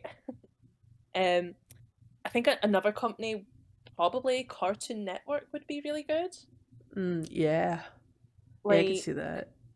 like you've got Scooby Doo, Adventure Time, and Steven Universe, which you've not seen, but add it to your list. They're really good. Oh yeah, no, I plan to watch Steven Universe for sure. Oh, like the movie for it is great. Oh, I love the movie. But yeah, probably everyone like who listens to this would probably know Cartoon Network property. So let's go with Hmm. Cartoon Network. Yeah, I feel like, yeah, Cartoon Network would for sure work really well with how many different franchises there are. Mm-hmm. Uh, yeah, and then I'm sure they could definitely spin that to like um some sort of like anime type story for sure. Oh, 100%. Mhm. And then you also have some stuff that is more of like very anime adjacent, like the Teen Titans. Like being able to Yeah. explore that world would be really cool. God, it also goes into like the realm of just the overall tone. Like if being in a Teen Titans world would obviously have more of like a gruesome undertone. So you want to have like that like friendly sort of like, I think like the most gruesome, quote unquote gruesome world we have in Kingdom Hearts is probably like Pirates of the Caribbean, which Yeah. I guess there's that moment in KH3 with Davy Jones doing what Davy Jones did, and I was just like, okay, yeah, that's pretty like on brand. But just there's some series that just really like push the envelope, and I'm like, I wonder how Kingdom Hearts would be if it's supposed to be like maturing with its audience. I Mm-hmm. I would be so curious to see how Sora being in the real world has to deal with like responsibilities that we have to deal with, and how he Get processes a that as a job. cartoon character. Yeah, gets a job, has to pay his taxes, all that, and I'm just like, that would be such an interesting dynamic to just break Sora as a character to become more fleshed out as like a human, and see Yeah. how the other characters, when they finally meet him, how like being in Quadratum has changed him. And it's just like, I don't know if that would be like the good decision to go in for Sora as a character, but it would Mm. be an interesting dynamic to where you start to make these characters have to go through these like choices that aren't just like, we need to go save Winnie the Pooh from the bumblebees, and then having Mm-hmm. this like uh He loses his childlike innocence. Like, exactly, yeah, which is kind of hinted at with Kingdom Hearts 3 when when we visit the Winnie the Pooh world, that sort of felt yeah. like the connection kind of was severed. Oh. And some people were hinting at like, oh yeah, that's because Xehanort almost made Sora his vessel in Dream Drop Distance. But I'm like, nah, I think that's more alluding to Sora growing older and Mm-hmm. kind of letting go of some of those like early childhood sort of interests. And Winnie the Pooh is a very like early childhood type To like vibe to show that it. you've Yeah. watched. Yeah. But yeah, it's interesting. I'm so curious to see what direction they decide to go in, and yeah, I want it now. I want it now with all my heart, but at the same time, I want them to just take all the time in the world to flesh it out, make it the best game ever. But Mm-hmm. god damn, No, I can't I know what you wait. mean. Ugh. But I'm more of, like, a lot of people online are like, we want Kingdom Hearts 4 now, and I'm like, I'll wait. I'd rather have Missing Link. Like, Mm-hmm. but then again, Right. I've kind of played it, so like, Just that's need me just being something. biased. Right. We just need something to hold us over, because like this is feels like it's Mm-hmm. been so long since It Melody of Memories has. came out in like what, end of 2020? Mm-hmm. And so it's been 4 years since we've got it's been, well, I I guess mean, we we got got, Dark Road. yeah, we did. I was gonna say we did get Dark Road, but that was like what, the year after 2021? Or was Yeah. that the It was, same, did it come out the same year as Melody of Memories? Or no? no, it came out a year after, I think. Okay. I was gonna say, I feel like it's been so long I can't even keep track. But yeah, no, I think you're right. Yeah, I think it came out in 20, or no, did it come out in 2022? I have Okay. to think about. I feel like, yeah, no, I think it came out towards, yeah, so I think the first part of Dark Road came out in 2020, and then the second part came out in 2022. So that was the Mm-hmm. only thing. And I think that was around the time we got the KH4 announcement as well, was also 2022, I feel like. So it's been like already 2 years, I want to say.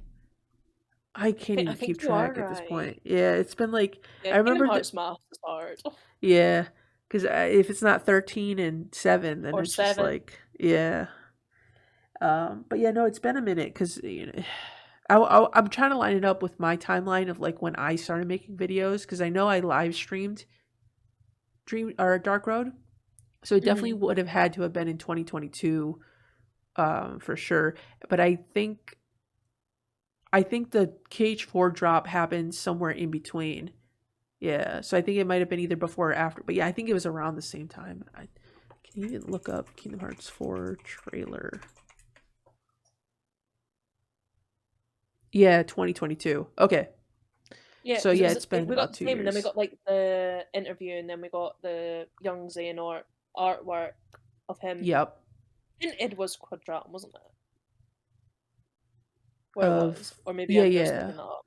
I think so too, because it looked like a very realistic city. So I think it's Mm-hmm. to be believed that it is Quadratum. I think that's also, yeah, because then during the KH4 reveal, we also got the missing link information as well. So we went. 2 years without anything. Then we got the last half of Dark Road, and then 2 new trailers for games. And then now we've gone another 2 years without anything. And I'm just like, any day now, any day now, hopefully. Is Tax watch. yeah, I'm sure if anything, like maybe next year, I feel like we should be hearing, if anything, we'd be hearing about news on Missing Link soon. But if they're going to Hmm. release it, I feel like they're going to want to release it, especially if it's a game you have to be outside to play. They're going to want to release it when it's like warmer outside for people to actually go outside to like Yeah, fully because experience the it. more I did say that, like it was more like a summer game. Hmm. Did when you tried it, when you tested, did you do a lot of like outside stuff, or did you do more of Oh, like manual, like teleporting around? I done half and half. Whenever I went out like in my car, like going shopping or that, I would like put it on like the GPS, and I would have like the hands free on, so like the screen would go black. You could still hear the game, but like obviously Hmm. you were concentrating driving, and that's a really great way to get AP um for teleporting if you were just like wanting to sit and lounge in your house and just do it that way. So I done like half and half, and I'm kind of glad I done it that way because I got to experience both sides. Because you use a lot of AP like that like so quickly. So is there like an auto battle function when you have to fight, or do you have Oh, to manually like select the abilities? no, so you can do both. You can do manual and auto. Um, so if you do hands free mode, if like say for example you run into like a heartless, like the game automatically just fights for you, which is Okay. good. But you can also like control it yourself. See, I definitely could see that with like having it in your car and just like auto battling and being able Hmm. to like gain that AP so you can go back home and teleport around. And Plus, you could pick up chests as well, and that when you're doing hmm. that. And is it like, do the battles happen pretty often, or are they like kind of scattered about? Like, how common is it that you encounter like a lot of the Heartless? Oh, like there's a lot of Okay, so heartless. it's like constant fighting. Okay. It's like constant fighting. Don't worry. Do you, Unless you want to like unlock an area, like if like because the whole world is taken over by darkness, and if you want to like bring it back to the light, you'd have to like unlock like certain grids of like your country. So then you okay. would actually have to like defeat like more experienced like heartlesses, and every time you would defeat them, like a red like shadowy light would show you where the next direction the next one is, because you had to defeat like quite a few to unlock your grid, if that makes sense. Hmm. I feel I bad I didn't save the UK is still in darkness, my Oh bad. no. Oh no, we're paying for taking over half the world, my bad. So is it more that everybody has to unlock like their own grids, their own spaces, or is it that it's like a collective thing? It's more um individual. Okay, okay. I guess that would make sense, yeah, because then other people would probably like go ahead and do all the work for other people, and then not get to Hmm. experience the full gameplay. Yeah. Yeah, God, so there's so much I want to learn about it, but also at the same time I want to like experience it for Yeah, myself, you and I'm do want. just like, Yeah. ah, God, it's crazy too because I'm like, I'm surprised that us here in the U.S. have been so like side put to the side for all these beta testing, and it's just like you would have thought that we would have Which been. is weird. Yeah, because like, well, even with Union Cross, because Union Cross had a Japanese server and then they had a worldwide server. So when Mm-hmm. they were like, "Oh, we're gonna open it up to like Australia and the UK," I was just like, "What? Is there gonna be I like?" know. I was like, why us two? I don't get that. Right. And I'm assuming maybe because it's a smaller pool and that it's easier to kind of test it before they go to like the bigger pool of the US. But it also Mm-hmm. makes me wonder like, oh, are there going to be like UK, Australia servers, Japan servers, US servers, or are we just all going to be playing like together? So that's why I'm kind of curious about if like we can all interact with one another or if we're just limited depending on our like actual locations. I think we can all interact with each other because when I done raids, like in my group, there was a few people from the UK. I think there was one Australian, and there was quite a few Japanese. Okay, okay. So then it's probably something with the beta testing of just they wanted a smaller pool to go Hmm. through. Because didn't Japan also do two separate beta testing before they did the UK and the Australia tests? Yeah, I think also I think they also done it at the same time as us as well. Okay. Yeah, so I guess it's probably just inevitable that the U.S. will eventually get. Well, so here's the thing: did they allow the rest of Europe to participate, or was it just the UK?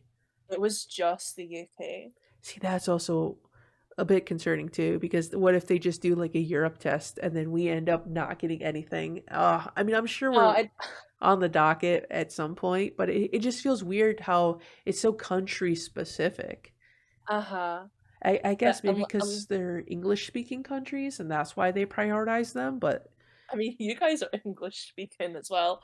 I oh think it's yeah, probably I think it's probably because maybe I know the UK is really small, so at least it was like less ground for us to work on to travel to like to hmm, test.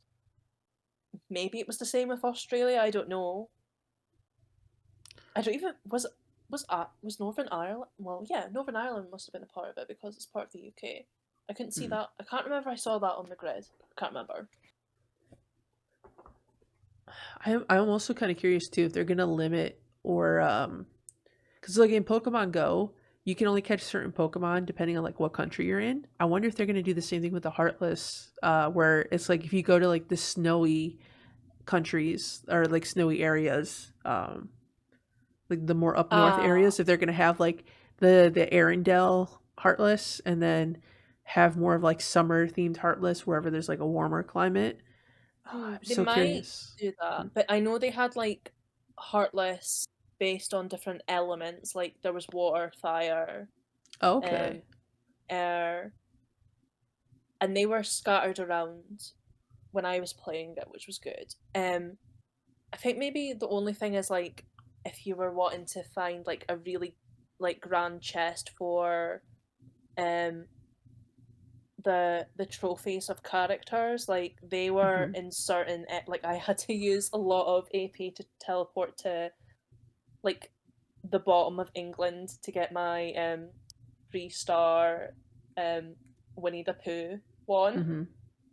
So I think maybe that might be the only obstacle, but they like it was always updated like regularly and they would always change the location for these things. So hopefully it won't be too much of a problem. I'm just I want to play so badly because how is how did it eat up your battery when you played it as well? Oh my god, it did. Oh my Uh, god, it did. Like you'd I, need to get like a a power bank and like my phone like was heating up really quickly. yeah, I But heard that. another yeah, Mhm. but you could also like change like how high quality you wanted the game to look, which kind of brought like wouldn't run your battery as much.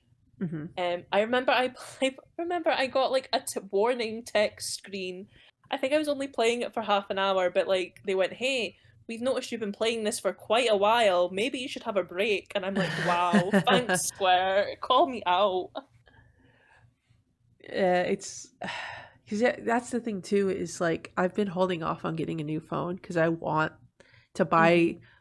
whatever's more capable to handle missing link the closer we get to the release date because like I don't want to get a new phone now and then missing link comes out in like 2 years and then my phone Hmm. becomes like more obsolete. It's that's also the other thing that I it's frustrating about having another mobile Kingdom Hearts game. It's just like I want to just play it on a console or like on my PC, and then now it's like I have to invest on like a phone as like my console, like my PSP or my DS, and then hope that it's able to like handle the stresses of missing link or hopefully they implement stuff that makes it phone friendly because Hmm. yeah, that's the thing is like I would want to play that constantly, and I feel like the limitations are going to be on the device itself and less so on like me being able to play it But Yeah, yeah, I'm. because I upgraded Mhm, my phone the start of last year. Kind of glad I did if I got picked for the beta testing, but now I'm mhm. like, if Missing Link does get pushed back again, which it probably will, I'm gonna have to update my phone again for it. Well, yeah, because like I don't tend to get the newest model. I tend to get like the model that came out before, or like even the model after. So I feel like that would Mm-hmm. still work for Missing Link. But then at the same time, I'm like, if they keep pushing it and then they keep making it work with like the newer phones, that's where I'm like Mm-hmm. concerned, because then it's like, the graphical issues, the battery, um like I don't even want to think about like some of the service issues. Hopefully that's I guess that really just depends on like where you are, and hopefully it works itself out and that things run smoothly whenever we get it. But I definitely plan to go free to play with this one after the they took away Union Cross and stole our all of our Yeah. PNGs from us. I can't see myself spending money on the game unless I somehow get like a free gift card, and I'm like, I don't know what else I'm gonna use it for, and I guess I'm like Mm-hmm. buy the credits and whatnot on the stores or whatnot. But yeah, I how would you was there a way to buy transactions during the beta test, or was it all There just wasn't. free? Okay. It was all just free. But it was like you had to do like daily tasks every day to get um either more AP or more gems so you could like unlock chests or gacha pulls. Mm. And did you feel like you could like play the game like for an entire day, or was it more of just like after a certain while there wasn't like much to do, and so you had to just wait for like the next day to pick it up and play again? Um I kind of played it like I would play it for like for a few hours and then like maybe 2 or 3 hours, put it down and then go back to it like a couple of hours later. So I could play it for like a full day. Okay. Like because everything gets refreshed daily, like where the Heartless are, where like the raid boss battles are. Um, like I know where like they're gonna open up more of Scala. They didn't do it during the beta testing, but there's like two gates on either end of Scala where there's like a guard saying you don't have authority to go past here yet. And I'm like, okay, so obviously they're going to open up more of Scala, just not during the beta testing. And Mm-hmm. we got more cutscenes for the second beta testing than the first, which was great. Absolutely love that. Um, but they showed all the cutscenes all at once as soon as you opened the game. Mm-hmm. So I don't know if they're going to keep that when the game does drop, or you're going to have to wait till like you progress and like level up to unlock more. I'm not sure. Yeah, because I'm curious on how the story updates are going to be. If that's going to be like Mm-hmm. a Union Cross setup where we have to wait. Because I hope that if it is, they just don't make us wait as long as they did with Union Cross and it take forever. But also at the same time, it would be nice because then that would mean that the game is around for a lot longer, and it would kind of hold us over until Kingdom Hearts 4. But I don't know. I have such mixed feelings on it, but at the same time, I've seen the images and the videos, and it looks so much. It looks like so much fun. It looks so amazing, and I'm so ready to sink my teeth into it. Oh, I can't wait for you guys to just play it. It's so great. uh, so okay, so we kind of talked a little bit more, or a little bit about some of the worlds that we think that were going to be in Missing Link, especially with like the Incredibles world. Hmm. Are there any worlds that you think that you would want when it comes to not even just Missing Link, but just like Kingdom Hearts in general, of like other Disney properties that we haven't been to yet? I know we kind of touched on it a little bit with some of the worlds, but like, do you have like a definitive list of like the worlds you absolutely want to see? Yeah. So obviously, like everyone else, like Treasure Planet, Atlantis. Hmm. Like I said before, I want Coco, I want Encanto, I want Soul. I also kind of want a Wally world. Ooh, that would be a good one. Yeah. Yeah, I really want a Wally world. And funny because you were speaking about this before, but I want a Gravity Falls world as well.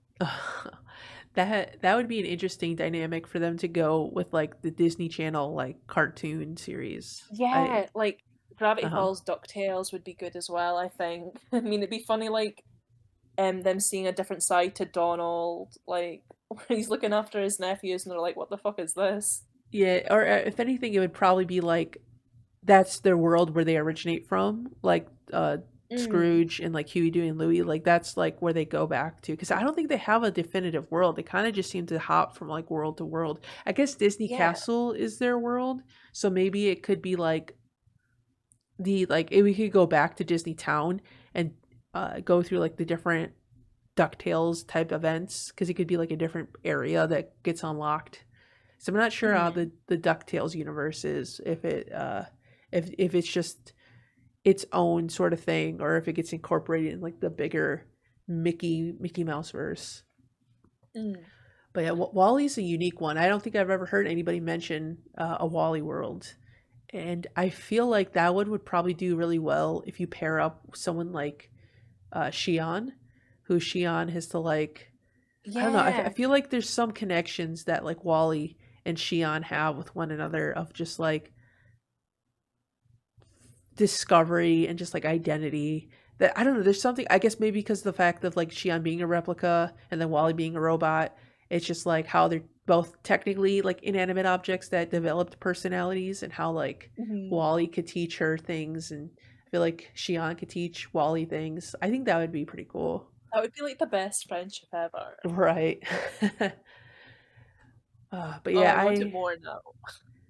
does do you feel like the vibe of Missing Link from when you played it would go hand in hand with more specific worlds? Like do you feel like the like Incredibles would work better as a Missing Link title, or is there not much substance there to really know what kind of games would work? Cuz I know like there's some story beats, right? And I'm like I don't know if any of those would like parallel with the other Disney movies.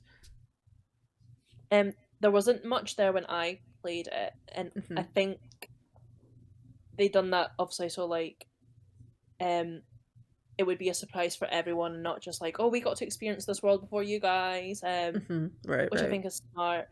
Um, but honestly, I wouldn't mind whatever world we get for a future Kingdom Hearts game, even if it is missing Link. But because of like everyone saying like the forest is the Incredibles, I do see it. Mhm. But We what worlds do you want, Briss? well, so the only world that I've ever mentioned whenever this question gets turned to me is an Aristocats world, and it's That would be mostly great. yeah, it's mostly because I want to see everybody as cats. But I feel like so like a lot of the worlds that I want have already been done. Like if Hunchback is one of my favorites, Lion King's already been done. Mhm. I would take a Lion King 2 world. I'd be down for that to come back to the Pride Lands. Hercules has been done to death. Yeah. Encanto, 100% Encanto. I'm all for Encanto. Bu- And if we're going to like, there's so many like Disney Channel worlds that I would be down for, like a Kim Possible world, Oh my gosh, yes. American Dragon Jake Long world. Yeah, there's so many like different possibilities. I don't know if they ever would. I guess technically they have dipped their toes into like the sequels or like the direct to DVDs because we have the Musketeers world, and then um, the Lilo and Stitch, the Experiment 221. He is from a direct to DVD sequel, I believe, as well. So they could easily dip into like other avenues. But yeah, It's interesting. mhm. Sorry, keep going. No, I was just saying it's uh I was gonna say I I forgot what I was gonna Sorry. say. No, wait, so what were you gonna say? I was gonna say it's interesting because like one of the questions on the questionnaire for doing the beta testing for Missing Link was asking us what worlds we do want to see in future games. So I'm kind of interested to see what Hmm. everyone else actually put for that question. Right. Yeah, because see, part of me also wonders too if they do because like on top of new worlds that are going to be showing up in Missing Link, what kind of old recurring worlds are going to come back? And Mm-hmm. I wonder if the figures that you collect are a sign of like the worlds we get to explore. But I guess it also Oh. depends on like where in the timeline we get to like go to those worlds and like talk to those Disney characters. Um if what was it? If there's like character transformations, like if we go to like Halloween Town in Missing Link, do we get to like Halloween Townify ourselves if that's even a possibility, or are they just going to stick to like non-transformative worlds? So like we'll never get to go to like Pride Lands or Space Paranoids if they stick to um like Corona or Arendelle, where it's just like a very safe, just like everyone's a human, no changes. So that's Mm-hmm. also kind of curious on like how they're gonna go about that. It's just so. That's interesting because there Mhm, wasn't any like Halloween Town trophies when I played it. mhm. Yeah, I feel So like I that is remember seeing. interesting. I feel like I remember seeing a lot of like princess stuff, like the princess worlds, and then some stuff like Pinocchio and Winnie the Pooh. I think if I remember correctly. So Mhm. I, I I'm also got like Big Hero 6 and I did get The Lion King. okay. See that? Because technically, with Union Cross and even Dark Road, we would get cards represented representatives of worlds that weren't in those games. So I guess it's always Hmm. possible that they could just throw them in there for the sake of throwing them in there. But just Right. just curious on like what the vibe is going to be on like Union Cross made sense that they incorporated the Princesses of Hearts, and those are the worlds that we went to, and then they throw like the curveball because obviously Hercules has to be in nearly every Kingdom Hearts game, and then Wreck-It Ralph, which was the big like left field world. Dark Road, you just recycled a lot of the worlds from Union Cross, and Hmm. then yeah, I don't know. I'm I'm sure there's certain story elements that it's going to tie in with everything. I hope we get some unique diverse selections because honestly, the biggest credit I give to Dream Drop Distance is the unique selections for worlds, and I would love if Yeah. Missing Link is able to put it like a hodgepodge of different franchises together. Yeah, I would love to see that actually. Speaking of worlds though, do you have a favorite Hmm. world? I have quite a few. Like, I love Toy Box. Mm-hmm. Um, I do like San Francisco as well. Um, I, I love Halloween Town. Like, such a huge Halloween fan I am. Mm-hmm. Twilight Town, like I think everybody loves Twilight Town. To be honest with you. Yeah, it's kind of hard not to. Hmm. Um, like Timeless River again, just because Mm-hmm. they nailed it so perfectly. I think that is all my favorite worlds. What about you? So I'm really excited for Quadratum, mostly Oh, 100%. because have you ever played Final Fantasy X by chance? See, I've not, but I have heard things about it. Hmm. So it's not like there's too much that you need to know, but one of the worlds, like the very beginning levels, it's in a very like futuristic city that seems very like Tokyo adjacent, and it's in like it's always dark and it has that same vibe as like the world that never was. And there's Hmm. something about that world or that level in Final Fantasy X and the world that never was like awoken something in me where I'm like I want to live in like a big city and just like be able to like at during the nighttime just like take in and just experience like the nightlife and what the city has to bring, the lights and the people walking around. And then whenever I see videos on like Instagram of people just walking around Tokyo at night, I'm just like I want to be there so badly. There's just something about it that just is so aesthetically pleasing to me. And Hmm. then we kind of got that a little bit with San Francisco when you have like the nighttime mode. And it's just like, okay, okay. And then Quadratum came, and I'm like, okay, okay. Okay, okay. I'm so hype. I can't wait. I want to experience it. Like obviously, like I could always go to Tokyo and would feel recommend. that. Yeah, I saw you went not too long ago. Hmm. How was Oh, it was so that? good. Oh, Oh, it was so good. Like everyone's so nice and friendly. It's so clean. Like, and I'm only just speaking from experience because like the pound to yen, but it was like cheapest chips as well. okay. Like I had to buy like another suitcase to just bring everything I bought back.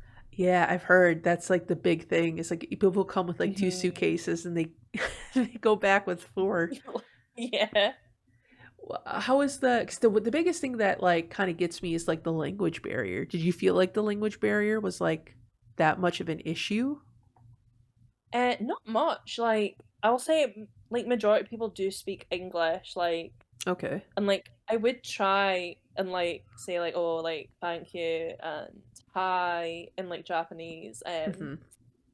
And even if you just said like one phrase, they're like so impressed and like they're so thankful. They're like, "Oh, thanks for knowing our language." I'm like, I really don't, but I'm just know like a few key phrases. Hmm. But like, I wouldn't say there was like a huge like language barrier. Okay, that's more reassuring because that's always been the thing for me. It was like I'd love to go, and I've made plans, and like I almost went once. I think it's towards the end of the pandemic, but then like the variants started to come out, and so they closed their Hmm. borders, and then I ended up like I had a ticket, like I was about to go, and I thought that like COVID was over, and then it started back up again. So Oh, I that damn COVID. I know, but yeah, no, I definitely want to go back at some point. But yeah, that was always been the one thing that kind of like worried me because I was just like, I'm gonna obviously be respectful. I know like all the different customs and like what not to do, obviously to be respectful. But yeah, the language thing was always the thing that I was always worried about. But I think yeah, that makes sense that they would be very like American sort of incorporated for the most part, especially if it's like a big touristy area. Hmm. Um, but yeah, how is like the Kingdom Hearts merch? Did you find a lot of it just like casually, just in random stores, or was it not as common? I did find random ones here and there. Hmm. I'm kicking myself so hard because I went with my mum and we had like every day like jam pack booked out because we didn't just stay in Tokyo, we went all around Japan Okay. and like I didn't get to go to like Disney or like the Square Enix cafe and I'm kind of kicking Uh, myself over it. Um, one day I'll definitely go back to it. It's fine. yeah, yeah, for sure. Yeah, because I didn't know that there was like a Square Enix shop out there. I saw like a TikTok of it, and I'm just like, oh no, my whole wallet, my whole wallet's gonna hurt just in that. There, I, it's like for me, I'm just like I I'm so cause like in where I am in the US, there is like next to no Kingdom Hearts merch. Like unless a game is like close to coming out, then they start to roll out the merch. Like when KH3 was on its way to being released, we got like a bunch of stuff. And it was just like a bunch of weird stuff. Like I got a light cover for my light switch that was Kingdom Hearts Oh, 3 themed. Yeah, it was just like the weirdest stuff. And I'm like, but once Kingdom Hearts is like not in like the scene of like a new game coming out, it just sort of like there's nothing. And even stores where you would just think like, oh, maybe they'll have like a little like Mickey or Donald, nothing. It's all just gone until like the next one comes out. And it makes me always so curious on how Japan handles their merchandise because I feel like it's a lot more common there, especially with stuff like One Piece, just various anime stuff. Like I know there's like a Shonen Jump or like even a One Piece dedicated like shop.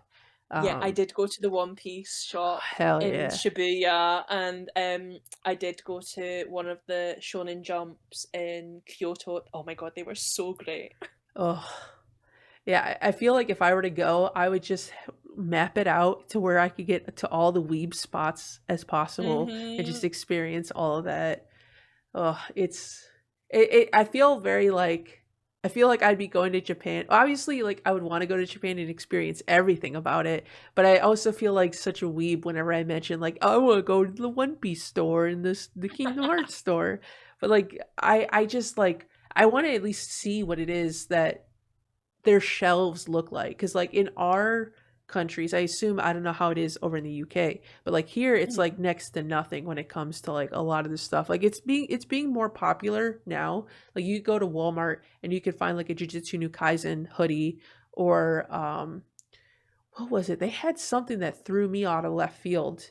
I think it was like Toilet Bound Hanako-kun. They had like posters of, which is like a very Oh like not wow! super popular anime, but they had I was posters about to for it. say.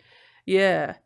So it's definitely becoming more popular, but it's still not like super super common. A lot of the like anime stuff you tend to see, it kind of defaults to like Naruto, Dragon Ball. Um Sometimes you'll get some rare drops like a Yu Yu Hakusho or a Cowboy Bebop, but Mhm. recently it's definitely been more of like Jujutsu no Kaisen, Demon Slayer. Um I don't know if I've seen, I feel like those are the two that I tend to see a lot more of.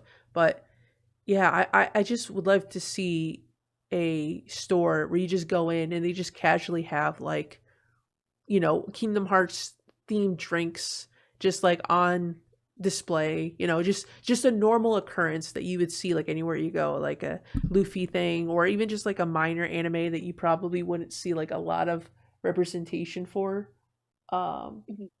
I'm trying to think Yeah, one it's off the top of it's my kind of head. like that over here, like Mhm. because we have Asda, which is the equivalent to Walmart, and it's like owned by the Walmart brand, and Okay. they only sell like the Dragon Ball Z, Naruto, Pokemon posters. They Oh might yeah. sell like I think they sell like one or two figures, but they're not the best quality and they're not great. Mhm. Um, I feel like if you go to like London or Glasgow or like Birmingham, like one of like the bigger cities in the UK, like there would definitely be like an anime shop, but like Mhm. where I live, there's like nothing. Right. Yeah, like I know there's like one anime store that has a lot of like knockoff stuff. Mm. There was a second one, but I think it just closed recently. I don't know if it closed or because it was in a mall and the mall had just closed. So I don't know if they relocated. But yeah, that one is also like an hour away from me. But this other one is like very close to me. And then there's the collectibles shop, which has more of like Funko Pops, but it's like they have some anime stuff, but it's very like limited. They're more so for like they do a lot of signings. Like I sent that screenshot of that signing of like was it Katakuri, Yamato, and Kaido's voice actors are all like getting together to do a signing. But you wouldn't Hmm. really go there to get like anime merch unless it's like I got a One Piece desk mat from there, but that's like the extent of like anything I've ever bought for all the times that I've popped in. I guess there's also like Hot Topic and Box Lunch, which is also owned by Hot Topic, but I don't know. I feel like their selections are very scarce a lot of the times because they focus more so Hot Topic on like they have their Funko Pops. I feel like that's what gets rotated out, and I'm like, Funko Pops are cool, but I would be more like excited to see like actual like detailed figures, like the ones you would see at like Hmm. conventions. And then Box Lunch tends to be more on the side of like cartoons, Disney, and stuff like that. So the higher chance to find Kingdom Hearts stuff at a box lunch because I know they've had some exclusives between both Hot Topic for the Funko Pops between box lunch and Hot Topic. But yeah, it's more common than it used to be, but not as common as like I would imagine Japan would be. So that's Oh always my, the one thing I'm yeah, looking forward like to, and especially the pop up like little pop up shops yeah. I was too. gonna Yeah. say like everywhere I went in Japan, like you could walk down like maybe like every two streets there'd be like a new pop up for like this Hmm. anime or like this anime. It was great. I was like, oh my gosh. And my mum was like, I knew anime was like a Japanese thing. She went, I never knew it was this big. I was like, yeah, welcome to my world. Hell yeah. Yeah, because it's like on top of that too, it's like there's so many locations within video games and anime that you see. Like I Hmm. think of like the world that never was, you get to explore those areas that you get to play in the game. Um, the Digimon Cyber Sleuth is also based on different parts of Japan. So there's just certain areas that you'll see that you just like oh I've explored this area before in like one of the many games that I've played. Um, but yeah, I don't know. There's just something about it where it just feels like it feels surreal. It almost doesn't feel like I don't know. It's just a country. I know it's just a country at the end of the day, but I imagine the food's got to be. How was the food? Was the food Oh really my god, good? it was so good. Like everything was Oh, so fresh. It was so nice, and like it came in like how do I even describe this? Like you could order like for example, my mum ordered tempura, right? uh-huh. But it came with like 10 to 15 side dishes with it, and that was really cheap as well. Mm-hmm. So Yeah. The it side was dishes are well big worth the there. money. Oh my god, yeah. Yeah. I was it did they have like a lot of street food options? Was that a thing? Because I know there's like the takoyaki is a street food there. The Yeah, little they do octopus have. balls. Yeah, they have like lots of street food options, like lots of like sit down in options. Hmm. I even went to 7-Eleven, never been Oh ho before. ho. So that was great. Yeah, that's another thing too. On top of me being a weeb, I'm also super stoked to try 7-Eleven because I've heard so many good things, but also because the 7-Elevens we have in the US are like nothing in comparison. They're like knockoff, like amusement park vendor vibe. Right, okay. Yeah, so but there has been a rumor recently saying that they are planning to make it more themed to the Japanese 7-Elevens here in the US. So I'd be pretty stoked about that to be able to go to a 7-Eleven and get like fresh food that's not just like stale pizza and like hot dogs and stuff like that and get it like actual like onigiri or ramen, the little like Mhm, drinks that you could use at the machines and whatnot. So I would be pretty stoked about that. Uh, mhm. yeah, I think I think in general I would just there's just I feel like with everybody's opinions on Japan of like how great it is, I'm just like I hope I'm not hyping myself up too much, but I feel like it's going to be just as spectacular, especially when I finally get to see it at night and get to like actually witness that scene that I've seen in so many video games where I'm just like, "Oh my god." Just like I could probably sit in like a park and just stare at just buildings and I would have the time of my life. I Oh, so think that's the biggest takeaway for me is what I want to experience. like what is it? I went up the Skytree Tower at night, and that was just amazing. Ooh. Yeah, I That gotta was so imagine nice. during like Christmas, it's got to be so well like decorated and just everything's got Oh, to look so cool and so festive and because I know that could Christmas is like imagine. a big thing there with like especially with like the whole KFC trend. I've heard about Yeah, that. Yeah. I've heard of that. But but yeah, I like how it's just it stemmed from what was your favorite world? And I'm like, so Quadratum, which is actually Japan, and then just going a Like, whole rant we're in about Japan Japan. now. Yeah. Oh, God. Yeah. I think that's going to be so much harder when we finally get to play Kingdom Hearts 4 and we explore Quadratum. And I'm just like, oh my God, it's going to be so much harder for me to just like, because like right now, I'm obviously like, I'm focusing on just like so many other things. But the more I get to like probably experience it through KH4, the more I'm just like, okay, I got to move this up on my priority list. Like, this has to happen.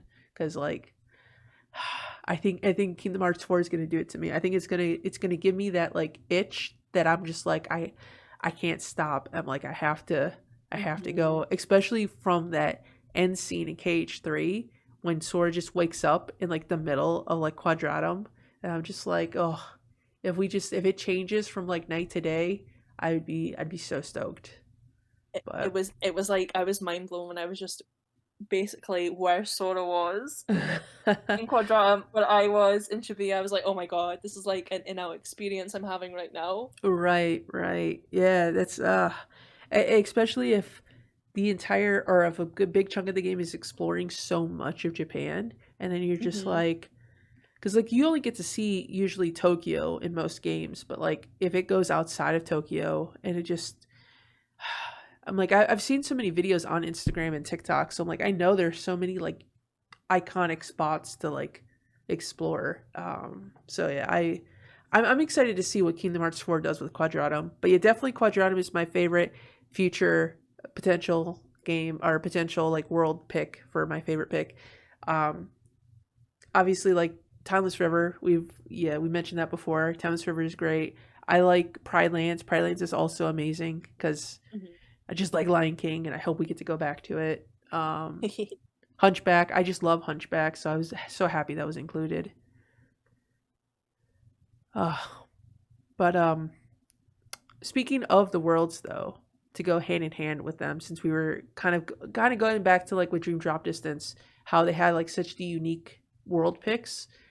Mhm. What would you say, um, from like your games, like your favorite game when it comes to like, I guess it doesn't necessarily have to be like world selection, but do you have like an all time favorite game, or do you have like a all time like least favorite game?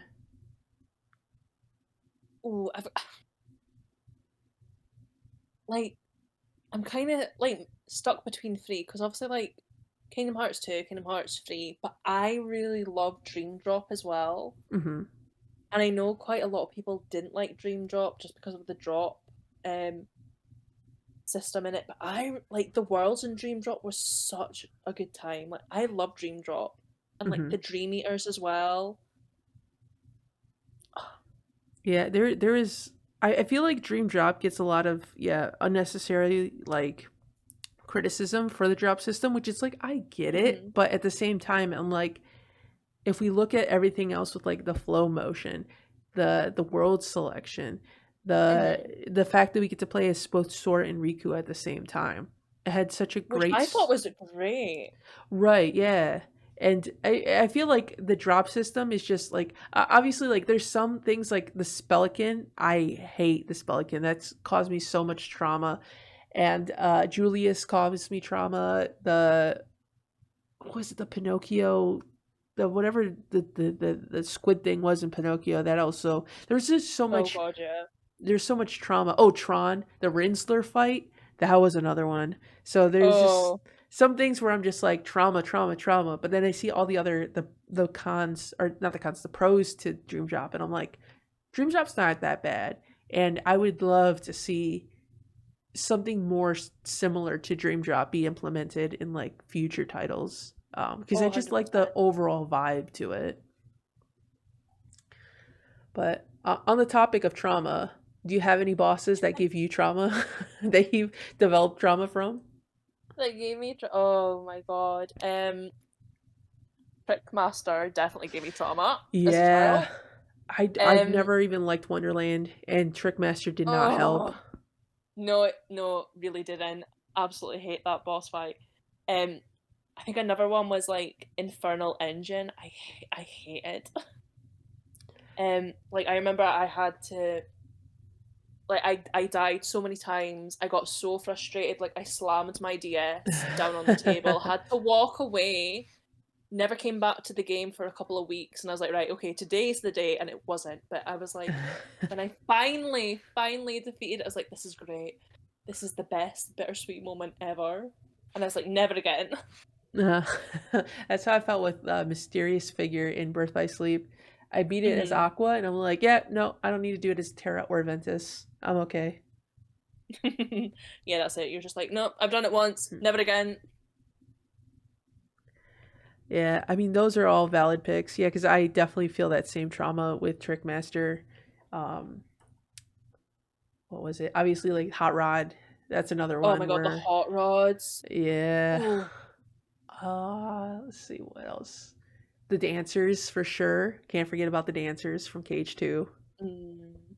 But yeah, there's that's the thing. You always like, I think you'll find it with every Kingdom Hearts fan. It's like they're like, I have so much anger and frustration with all these different like different parts of all these different games. But then they're like, but I still love it. It's still great. Like you should still play it. But it's like, but Oh, fuck this 100%. and fuck that and fuck this person. Oh, but yeah, Oh, I 100%. oh um going off that question though, what was your first Kingdom Hearts game? Do you remember like which one got you into like the series to like push you into like where you are now with being such a big Kingdom Hearts Yeah. fan? Um, yeah, my first Kingdom Hearts game was Kingdom Hearts. Like, Hmm. growing up with my brother, we always would share like our consoles, like our PlayStation 1, our 2, like our Wii. I remember we got a PlayStation 3, but then my brother traded it for the Xbox 360. Oh, my Um brother also went Xbox. We didn't get a PS3, but like we had the choice between the two, and he went Xbox as well. And I was just like, oh, oh, I realized it a little later on. I was like, I wish we would have had a PS3. PS3 is so much better. mm, I know, like we had the PS3 for like a week and we had like games for it. Hmm. But my brother was like he had to beg me for a week because all his mates had like Xbox 360s and he's like, Oh, please, I want to play COD with them, and I'm like, okay. And then he played yeah. it for like 2 weeks and was like, yeah, I'm done. I was like, thanks for that. Yeah, Call of Duty was a big reason for my brother getting his Xbox as well, just to play with his Mhm. friends. Yeah, but hey ho. Yeah, so I remember my parents like gifted us Kingdom Hearts because obviously it had Disney characters in it and we both liked Disney at the time. Hmm. Um, so that's how I got into it, like very young, and it's always been with me. And I've grown up with these characters. I just love them so much, and I'm so grateful my parents picked up because of the Disney characters. Yeah, have you ever played any Square Enix games prior? Or was this your first Square Enix game? Or I guess I think that Squaresoft at the time. Yeah, I think that was my first Square Enix game at the time, Did which is that like crazy. did that like get you into playing any of like have you played any of the Final Fantasies? Or have you just is it Yeah, mostly just been Kingdom Hearts with Square Enix titles? I would say the majority that I own is Kingdom Hearts, but I did play Final Fantasy 7. We didn't have the console for it, but like one of my cousins um had that game, so we went over and played that with them. Hmm. And then obviously the remake came out, so I've got that. Um, but I can't get the new version because I don't have a PlayStation Uh 5 yet. That's how they get you. right. Yeah, I've been meaning to play it because I wasn't really a big fan of 7, but I think I played it too late because I played it back in like 2011, 2012. So like it's kind of hard to go back to some of those old PS1 games where there's like Hmm. low graphics, no voice acting, um, especially when other games like Final Fantasy like 13 and 10 were out and they were like PS2 styled graphics, voice acting. It was all just like really like next level stuff. But I wanted to play the remakes, but the remakes are like coming out in like different parts and they're coming out on PS4 and Yeah. PS5, which I guess if you have PS5, the console, then you could still play your PS4 games on it. So, but that's just one of those things where I'm just like, maybe they'll come out with like a HD 1.5 remix collection and I'll get that for like Yeah.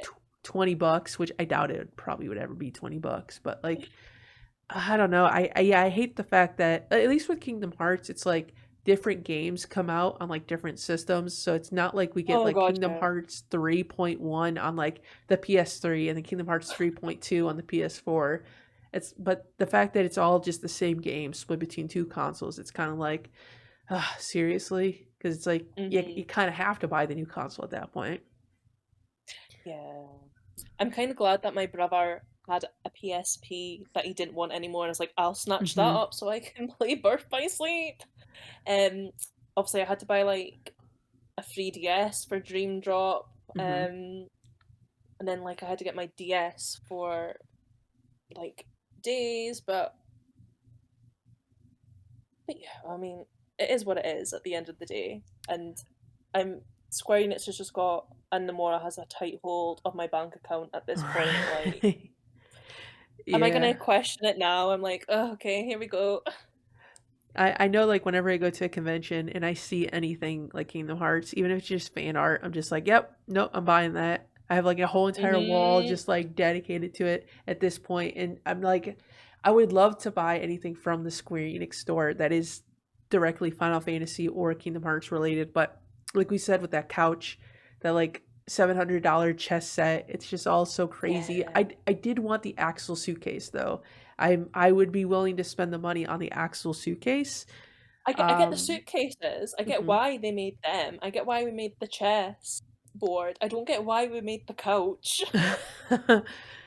That's clearly there's like clues hidden inside of it, and we need to Oh, like I it's know. gonna be I need to lore rip it related, open. right?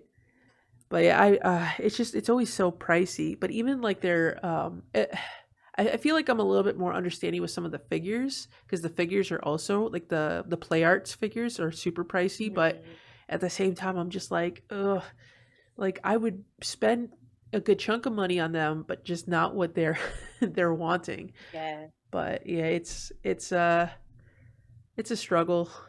If only to be rich and just buy all the Square Enix merchandise. Oh, I know. So going on that question though, with Disney, you said you guys were a big Disney fan. What would you Hmm. say is like your top three Disney movies, if you have any that you can think off the top of your Oh, head? Lilo and Stitch, 100%. Like, Ooh, I love Lilo and Stitch. I, I had all the movies on DVD, and even like the direct to DVD ones. uh huh, Absolutely love Lilo and Stitch. Watched all the series as well. What else? Oh gosh. I yeah, do. What's like a Pixar movie? Like Ratatouille, obviously. oh, yeah, yeah, yeah. That makes But sense. like, obviously for like Little Chef. And I like the Black Cauldron as well. Yeah, And that's I one that know that's nobody talks like, about. Yeah, yeah, I know it's like a forbidden one, like a very dark of its time, but I did like the Black Cauldron.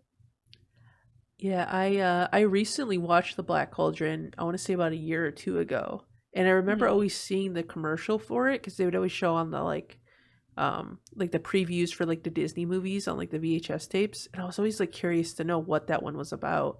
And I could definitely see how that one fell off to the wayside because of how the overall tone of it was is very Yeah. different compared to all the other ones. And I think that the reason that it doesn't get brought up a lot is because of I think when it first came out, it scared a lot of kids because it had like really like horrifying like imagery of like the devil and stuff like that. But Hmm. part of me I always didn't mind it as a wonders, kid. what was that? I didn't mind it as a kid. Oh yeah. I wish I would have watched it as a kid. I feel like I would have had a different impression on it. But it was just one of those things that like I don't think I ever saw like a Black Cauldron DVD or a VHS tape. I feel like I was kind of like you said the forbidden one that Disney never really like advertises a lot Hmm. about. And if it was for Disney Plus, I don't know if I would have ever seen it unless I like would have gone out of my way to buy the DVD online. Hmm. Um, but yeah, that would have been. I always wonder if that world or if that movie ever gets brought up as like an option for worlds, and if they would ever consider it to put into a Kingdom Hearts game. Ooh. Yeah, I I always would like to see it, but I I, don't know if Disney would like to do that. right. Well, see, like I feel like you could have easily have put that into like something like a birth or not Birth by Sleep, but like a Dream Drop Distance. I feel like Dream Hmm. Drop would have been great for something like that, where it's like you have these weird like mishmash worlds, and you could put stuff like Atlantis, Treasure Planet, Black Cauldron, worlds that like would fit the theme of Kingdom Hearts, but are also like makes sense that they're like, oh, we're just kind of going from like the kind of other bin B of like other movies. Because like when you've got like Tron Legacy, The Three Musketeers, Fantasia, Hunchback, that's like really like grabbing from the non-popular bucket and then slapping them together.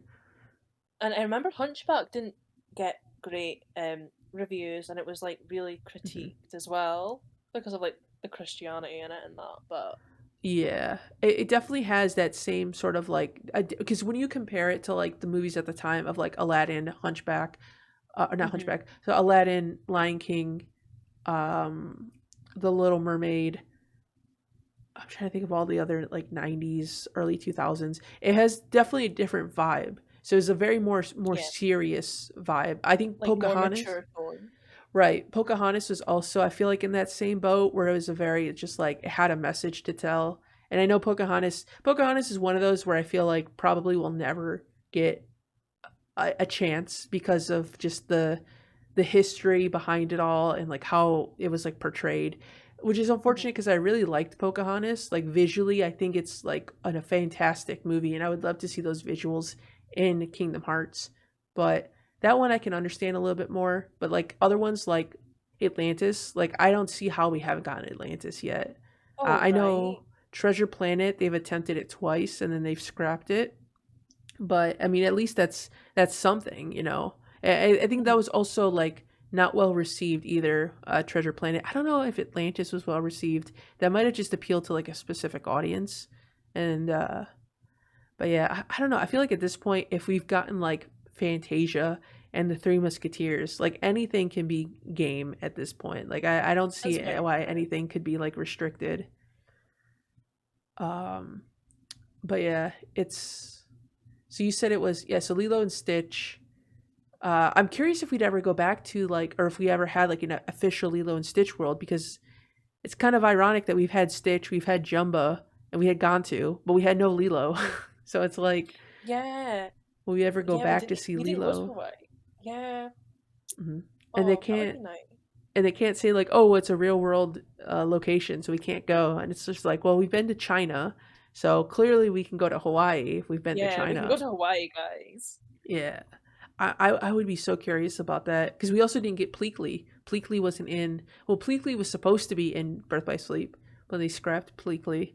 So I would like to Yeah, see him finally get some. justice for Lilo and Pleakley. Yeah, yeah. We'll see. I feel like that could work with the Ohana means family with my friends or my power vibe, and Right? Like the that's like tie and tie, like two peas of the same mhm. pod. And definitely, if anybody goes to the Lilo and Stitch world, it has to be the Wayfinder trio. They Oh, have to 100%. reunite back with Stitch after being separated for so long. Mm-hmm. But yeah, because I guess I don't know unless the Stitch just live in uh in Radiant Garden, because I guess that was the last time we saw him. I'm curious to see if he ends up just like going back to his world or how they make that work. I guess they I kind of hope he did that goes with back to his world. yeah, with the summons, especially in like Kingdom Hearts 1. Like they like Simba Yeah. eventually goes back, so um or if anything, maybe like the Wayfinder trio, like in Kingdom Hearts 4, goes into the lab and they're like talking with like Ienzo and Ansem the Wise, and then Stitch just comes out of nowhere and they're like, hey Stitch, what's going on? And then they like reunite, but then they're like, well, we gotta get you back to your Oh, world, and then they go back to like deep space and then end up like finding him Lilo'd and like being like, here you go. And then obviously they wouldn't know that Lilo is like where Stitch like his. belongs, but like they could Yeah, go to Hawaii and then it'd be like, all right, Stitch, and then kind of just like make sure that he's okay and figuring things out. And then Gantu would yeah. show up and Jumba and all that. Oh, that would be They so could perfect. like do Stitch's cousins as well if they really wanted to do that, right? But then that's like a lot Right. of animation for a lot of like of the experiments. If we do get a Lilo and Stitch world, we need like the Mhm. ice cream guy to be like the final Right. boss. Right. Right.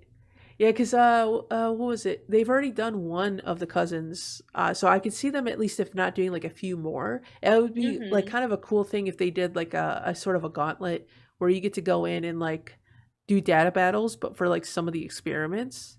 That That would would be be pretty really cool. cool. Yeah, I could see them throwing like a few of them in there for sure. We especially need like Angel. Um, Mhm. We need the like was it? Sparky, maybe Leroy Uh-huh. as well would be good. Right. Who was 625? The sandwich one? What was his Oh, name? Ruben. Was his name Ruben? Yeah, we need Ruben as Yeah, well. Uh, but yeah, and then so you said Lilo and Stitch, Black Cauldron. What was your second pick? Ratatouille. Oh yeah, yeah, Ratatouille. I feel like Ratatouille would be in that same boat where like they would bring a little chef back to like Like was it Paris. Paris? Yeah, which Mhm. I guess would kind of work because Hunchback was also in Paris, so it's not like they or is it Paris? Yeah, it's Paris. Okay, okay. I was about to say if it was a different city in France for a second. I was just like, well, that shows how well I know. But I was like, I'm pretty sure it's Paris. Yeah, it's Paris. Don't worry. Yeah. Yeah, oh, yeah, because the catacombs and all that stuff. Yeah, yeah, that makes that aligns. Okay, I know my things. You know your geography.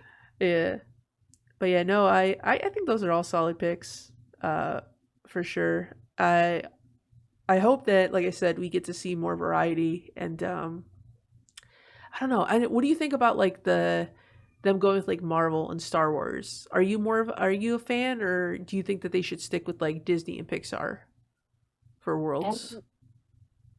I think they should stick with Disney and Pixar. Like Mhm. I I was one of those people's like, oh, I don't think Star Wars is gonna work. I don't know, but Hmm. I've kind of warmed up to it. But I don't want them to do Rey's story. Hmm. That I just don't want that story. Like I feel like um Luke would be absolutely amazing. Like it would be a great story, Luke Skywalker. I also think like maybe Anakin becoming Darth Vader would also be a good way to interpret it into Kingdom Hearts games. I just for Hmm. the fact I want Anakin to go to Master of Masters and be like, "Look at all these kids I killed," and he's like, "Great, here's the cloak. Join my boy band of Right. badness."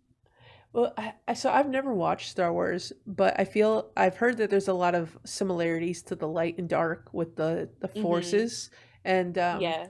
I could definitely see that having some sort of like big tie-in with characters, especially any ones that have that like struggle between darkness and light, with like Terra and I guess Axel in a way. He's never struggled, but he has been on both sides, so maybe he could have like some Mm-hmm. insight that could like help Terra to be like, yeah, I once was. I guess technically he was a nobody, so he was just nothing. But he was also, I guess, on the side of darkness, which is the reason why Ansem the Wise wouldn't let Roxas. Oh, God, wouldn't let Roxas, um, just exist and have him do things to defeat the organization, and why he had That's to very get true. Sora to do it because he could travel the world of light. Yeah, so there's like parallels for sure. I wish I had more of an opinion on Star Wars. I feel like it might work based on like the little information I know, but I mean, I'd be down to see how they go about it and how they introduce it.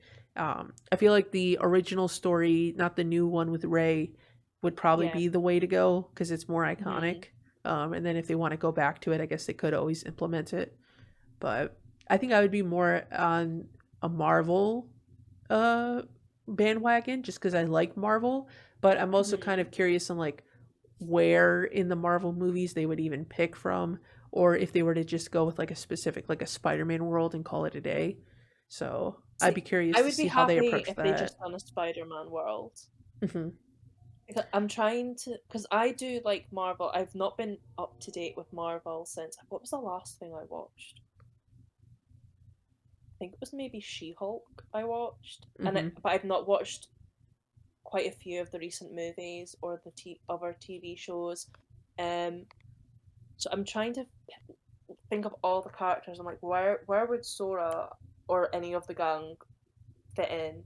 And Hmm. like the only thing that's coming to my head is like the Spider-Man universe or multiverse at this point. Yeah. No, yeah, no, I for sure could see that, especially with like someone like Sora. Um, I feel like would just probably get along really well with like Peter Parker. Oh, Uh, 100%. And could you mhm. imagine them in their own like Spider-Man gear outfits? Yeah, that would be pretty cool. I don't know So cool. if anything they give Sora like a web slinger and then he can actually like, or I guess he has his keyblade. He could just web sling with his keyblade, his little Right? chain thing. Yeah, yeah, I'm so curious to see what direction they're gonna go with that. Because like I could see those worlds like the Star Wars Marvel being in Quadratum, and then like the Hmm. rest of the people in the other reality exploring like Moana and Like the um Disney World, the like Disney worlds. Yeah, the animated ones, I want to say. yeah. So I'm again just so curious to see what direction they're gonna go with Kingdom Hearts. I know. Um, all right. So we got the last question here. Okay. Beyond Kingdom Hearts, what other fandoms would you say that you are a part of that you are just as passionate about beyond Kingdom Hearts? Ooh, like definitely One Piece. Hell Um, yeah. and like a few other like anime series. I'm a huge Ninja Turtle fan. Yeah, Like yeah. absolutely love. Have you seen they're doing a crossover with Naruto? I did, yeah. I Oh saw my that god, is it like a merchandise crossover or is it like an actual episode? it's like a comic book they're doing. Oh, that's pretty cool. I know. It looks so good. Oh, I can't wait. I cannot wait for that. Because like Kingdom Hearts and Disney, I've grown up with Ninja Turtles. Like I Hmm. remember when like the 80s series over here was called Hero Turtles because you weren't allowed to say ninja in the UK. Oh, Um, yeah, there was like a law, like huh. back in the day. I did not know that. Yeah, there was like a law like you couldn't like glamorize ninjas and like anything that showed like nunchucks had to be cut or was not allowed to be shown. So that's why a lot of the 80s, um, like later on, the 80 version of Michelangelo went from nunchucks to like a grappling hook as his weapon because it wasn't allowed Oh, to be shown over here. oh. Wait, did they have to make a whole new animation for it? No, so like the later seasons, they just changed his weapon, but in for the earlier seasons, if he was like wielding his nunchucks, it was just completely cut from the episode. Oh, Yeah, so we got like mishmashes of like four episodes that would make one episode, and it never made sense. that really feels a lot like what the Four Kids did with like One Piece, where they like Yeah, censored it and to remove any like guns or like Japanese the theming. smoking. Right. I will say though, I did find out recently that like did you know that Simba from the voice actor of Simba in Kingdom Hearts used to be a Ninja Turtle in one of the like old cartoons. I think it was like the Which 80s one? cartoon. It Wait, was wait, wait, wait, wait. yeah, it was the oh my god, is it Leonardo? Yeah, Leonardo, the blue one, right? Was it? Oh my god, I never knew Yeah. that. So Well, you Cam, learn something new. right? You taught me about the UK ninja law, and I'm telling you about Cam Clark, who was the voice of Leonardo, and he also did Simba, and he was also Simba in The Lion King 2, but he wasn't Simba in Lion King 1, but he was Simba in Kingdom Hearts 2. So I've done so much research on voice actors for like the project. So now I just like Your project. I have so many like voice actor facts. Did you know Haley Joel Osment voice says um Casey Jones in the Netflix Rise of the Ninja Turtle series I did movie? hear about that. Yeah. Yeah. I've been meaning to like get into like more Ninja Turtle stuff because I saw that they had the new um four Oh, the player. movie. Well, Oh, the the movie. game. Yeah, so I saw the movie. I haven't seen it. Well, I've heard of the movie. I haven't seen it, but I do want to see it because I just like the dynamic of like the voice actors and the whenever the ones Mhm. that they're like actual like teenagers in. Um, Yeah. That was like the first there's time they've ever done that. right, and then the video game I used to play the one where it's like all four of them on the screen. It's like a beat 'em up game, and I had like fond memories of playing the original when I was a kid. And then they remade it, or I think there's like a sequel to it on like Steam and all that. And I was like, oh, I was so excited to play it, and well, I never bought it, but I also am kind of the person where I wait until things go on like super sale before I pick them up. So like if Hmm. anything is like $5, I'll snatch it up. And I don't know if that one. Let me see if I even have that one on my wish list. I think I still do. Yeah, Shredder's Revenge. That was the one that I was Oh, I s- love that game. yeah, I was like super stoked when the trailer for that one dropped and I'm like I got to pick it up at some point. I just have yet to do it. And I think it's been out for like 2 years now at this point, yeah. Yeah, it has. Mm. So, I don't know, we'll see. If it ever goes down to like $5, I'll definitely snatch it. But if anything, if there's like a good sale and I'm Nice. looking for something to play, I'll definitely pick it up because I've been like I've had my eye on this game for some time. It's such a fun game as well, and it's like such a throwback. And they remake the original 80s theme tune for it, and I'm like, oh, this is great. Oh. Yeah, it's definitely like I'm trying to remember. There was like that and like I want to say Sonic. Those were like the two games that like as a kid I used to play so much of. And Mm. so Sonic is also in the same realm as the Ninja Turtles where it's like I only know so little about them, but I watched some of the Sonic cartoon and then the Ninja Turtles show. I think it was the 80s one. Yeah. Because I remember specifically there's like the scientist that turns into a fly. There's the dude that Yeah, has like the brain in his stomach. Yeah, I watched a few of those Krang. episodes. Yeah, yeah. Which always threw me off because I thought that there's a character in Marvel, where it's like a guy. I want to say he looks very similar to. Was he say his name was Krang in the Ninja Turtles? Yeah, the guy with the brain in his tummy. Yeah, I think Modoc was his name in Marvel. Yeah, it's like a guy in like a big head in a like a chair that floats around. He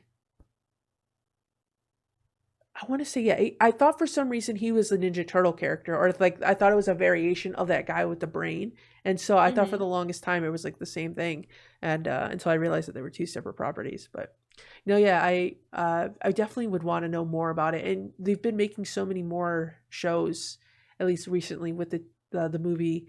There was like I think there was like a bunch of TV shows actually. I remember when I was a kid seeing a There's been commercial for always a loads. new one. Yeah, there was like one where they were in like the future. Oh, um, fast fast was forward. that? Oh, I love that. Oh, okay. I was about to say, was like, is that the one that we don't talk about? No, no, no. Like the one we don't talk about. It's like a live action TV series that's like the 90s. Oh, Um, oh.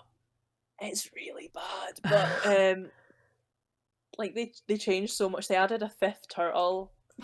Yeah, wasn't it like a girl turtle? Yeah, it was. Yeah, I It was Venus remember. Milo. Like, that's the one we don't talk about. Yeah, I want to say for the live action movies, I want to say I've seen because how many are there? Like three of them? Oh God, well, there's three of the 90 movies, live Mhm. action, and then there's like a CGI 2007 one. Then you've got the Bay movies, which I'm a bit up and down about them. And then there's like there's the Netflix movie, and then there's the Mhm. new one that just came out.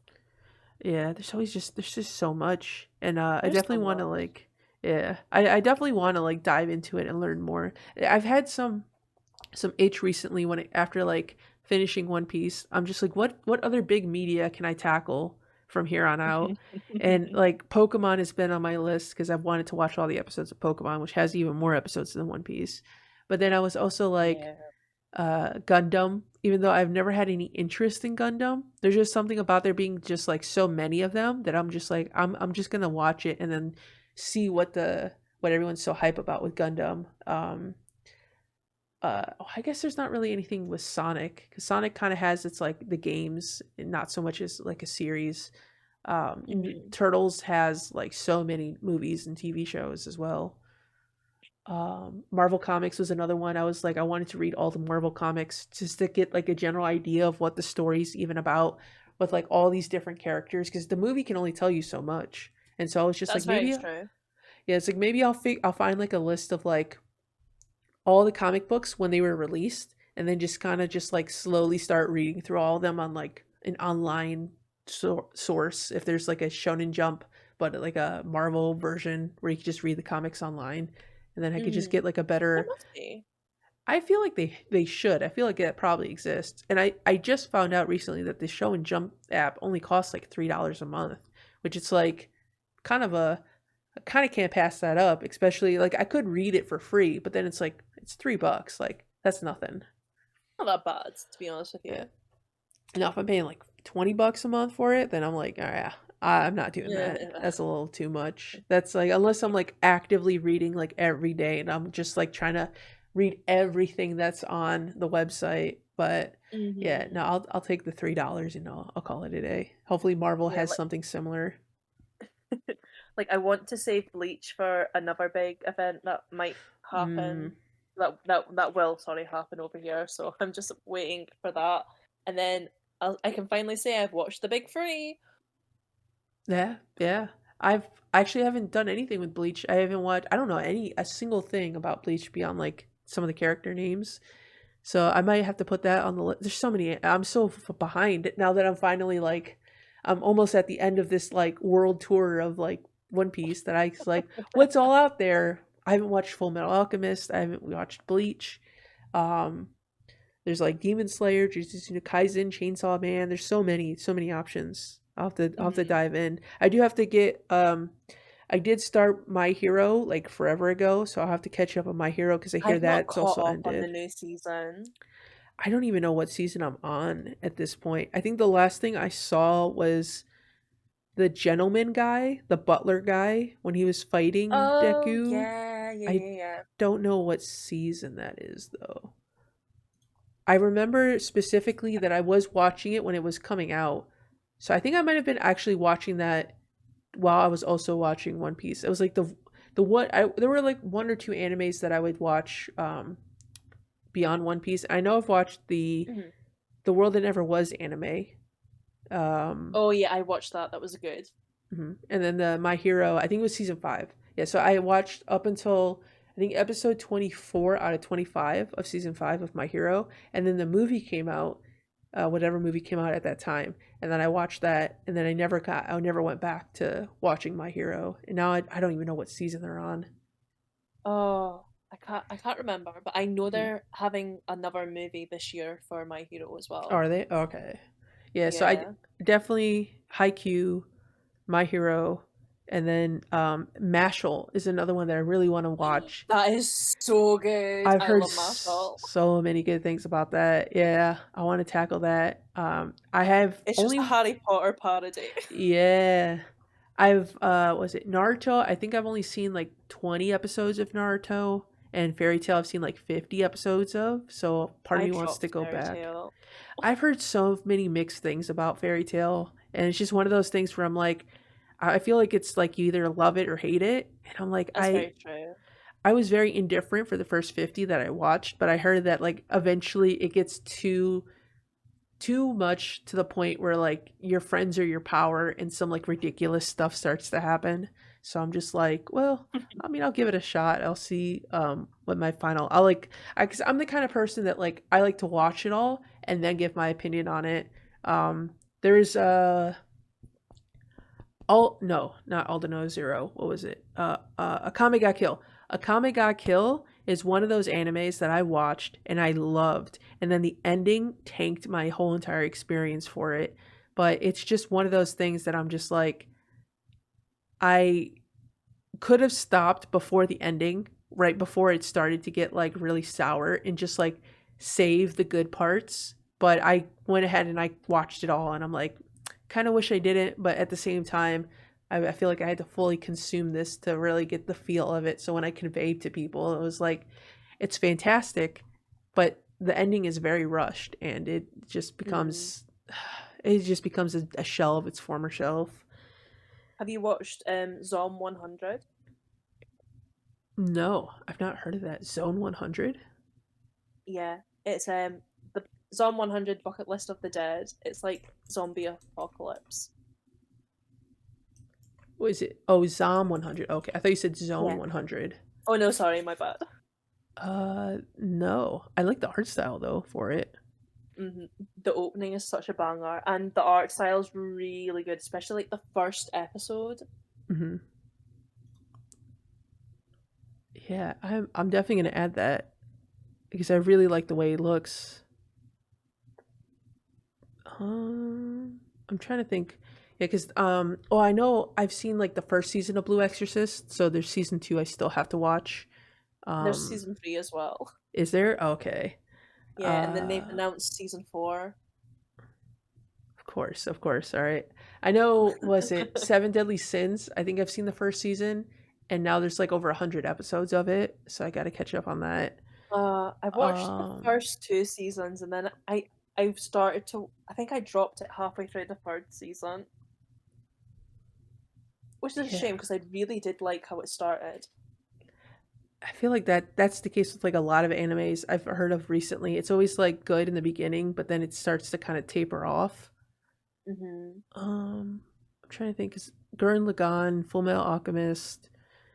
I've seen the first season of Food Wars, and I would probably still watch it just to see like the craziness of like where that that show goes. Oh, Cowboy Bebop is another one that I've had on the list I've not watched. Mob Psycho, even though I need to add that. I wasn't a big fan of My Hero or not My Hero, One Punch Man. The humor was kind of like I didn't really care for it. I don't know, it wasn't like my cup of tea, but I know One Punch Man has more seasons, so I would definitely see if the other seasons might change my opinion on it. Also watching it now that, because I watched it back when it came out and it was like so hyped up, and now that like the hype for it has died down, it's like maybe I might have a different opinion on it. Hmm. ReZero. I've seen the first season of ReZero. I haven't seen anything past it.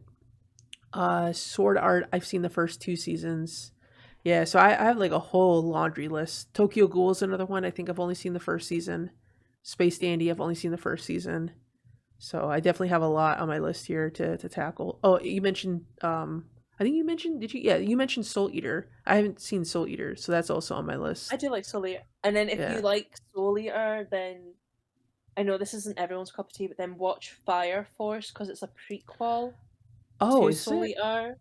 Yeah, Oh, it's a prequel to Soul Eater. I did not know that. I think I've seen the first episode of Fire. I've seen the first two episodes of Fire Force. I didn't realize that they were connected. Yeah, if you do continue watching Fire Force, you'll see like certain like Soul Eater characters do pop up in that world, and it is connected. So, would you recommend watching Fire Force first, or watching Soul Eater first? I would probably recommend watching Soul Eater first because when these characters do pop up in Fire Force, you're like, ah, Uh, there they are. right. Yeah. No, that makes Nice little sense. Easter egg. All right. Yeah. Valid. Valid. Yeah. I'll keep that in mind. Yeah. I did not know that at all. Uh, And I know it's not everyone's cup of tea because like the fan service in it does get a little bit ridiculous, but Yeah, I feel like I there was a point where I didn't mind the fan service as much, but I haven't watched anything. Well, I guess One Piece has fan service to some I extent. just put fan service to the back of my mind. I'm like, I'm here for the story and the plot, not fan Right. service. There's definitely been some animes that I've seen that is more fan service, and then I'm just like, okay, like I usually rate those ones pretty low. Um, Hmm. but yeah, for the most part, if it's a little bit in there, I'm fine with it. It's just more so when it takes over like the plot, and I'm just like, Yeah. oh, okay, I, I like, it's whatever that it's here, but like, I'm more of like invested on like I want to get a good story that I can sink my teeth in, and not just like goofy stuff that doesn't really add substance. Hmm. Yeah, I'm so behind. I'm still not even caught up on like all the spring animes I was watching. I don't know what happened. I just kind of forgot. I always do that. Yeah. I always like watch. I'm like, oh, I'll watch every anime that's coming out this new season, and then I always forget, and I'm like, oh no, it's like 20 episodes in that for the anime. Yeah, yeah, I'll definitely have to like do so much catch up, and I can't even imagine all the new ones that are going to come out. I'm going to see them now, and I'm going to be like, yeah, I could watch that, and then my plan to watch list is just going to like be just as long as just as long as One Piece is. I have over 2,000 animes that I'll have to watch. Right. On that note, though, we probably should end this recording since we kind of derailed from We the did. Kingdom Hearts doc. But I mean, I feel like it goes hand in hand though with Kingdom Hearts anime.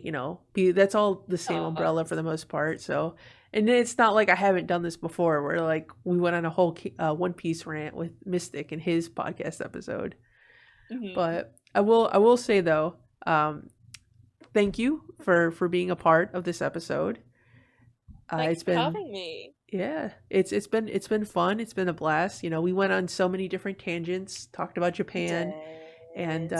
Ninja Turtles and all that stuff. But And One that's and one, Piece. of course, a lot of One Piece. And There's he so who much. should not be named. Exactly. Yes. Yes. There's so much. I think we talked about way more One Piece before the recording got axed by he who shall not be Yeah. named. Yes. Yeah. But do you want? Is there anything that you want to throw out, like to promote?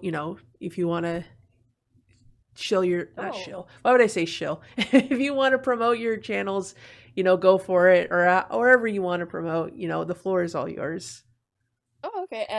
If you guys like Kingdom Hearts, anime, Ninja Turtles, come follow me on my platforms, Twitter or X, however you want to say it, TikTok, Instagram at Elleastic5. And you should totally go and follow Bresk and subscribe if you're not already. A Go and do it. hell yeah. Hell yeah.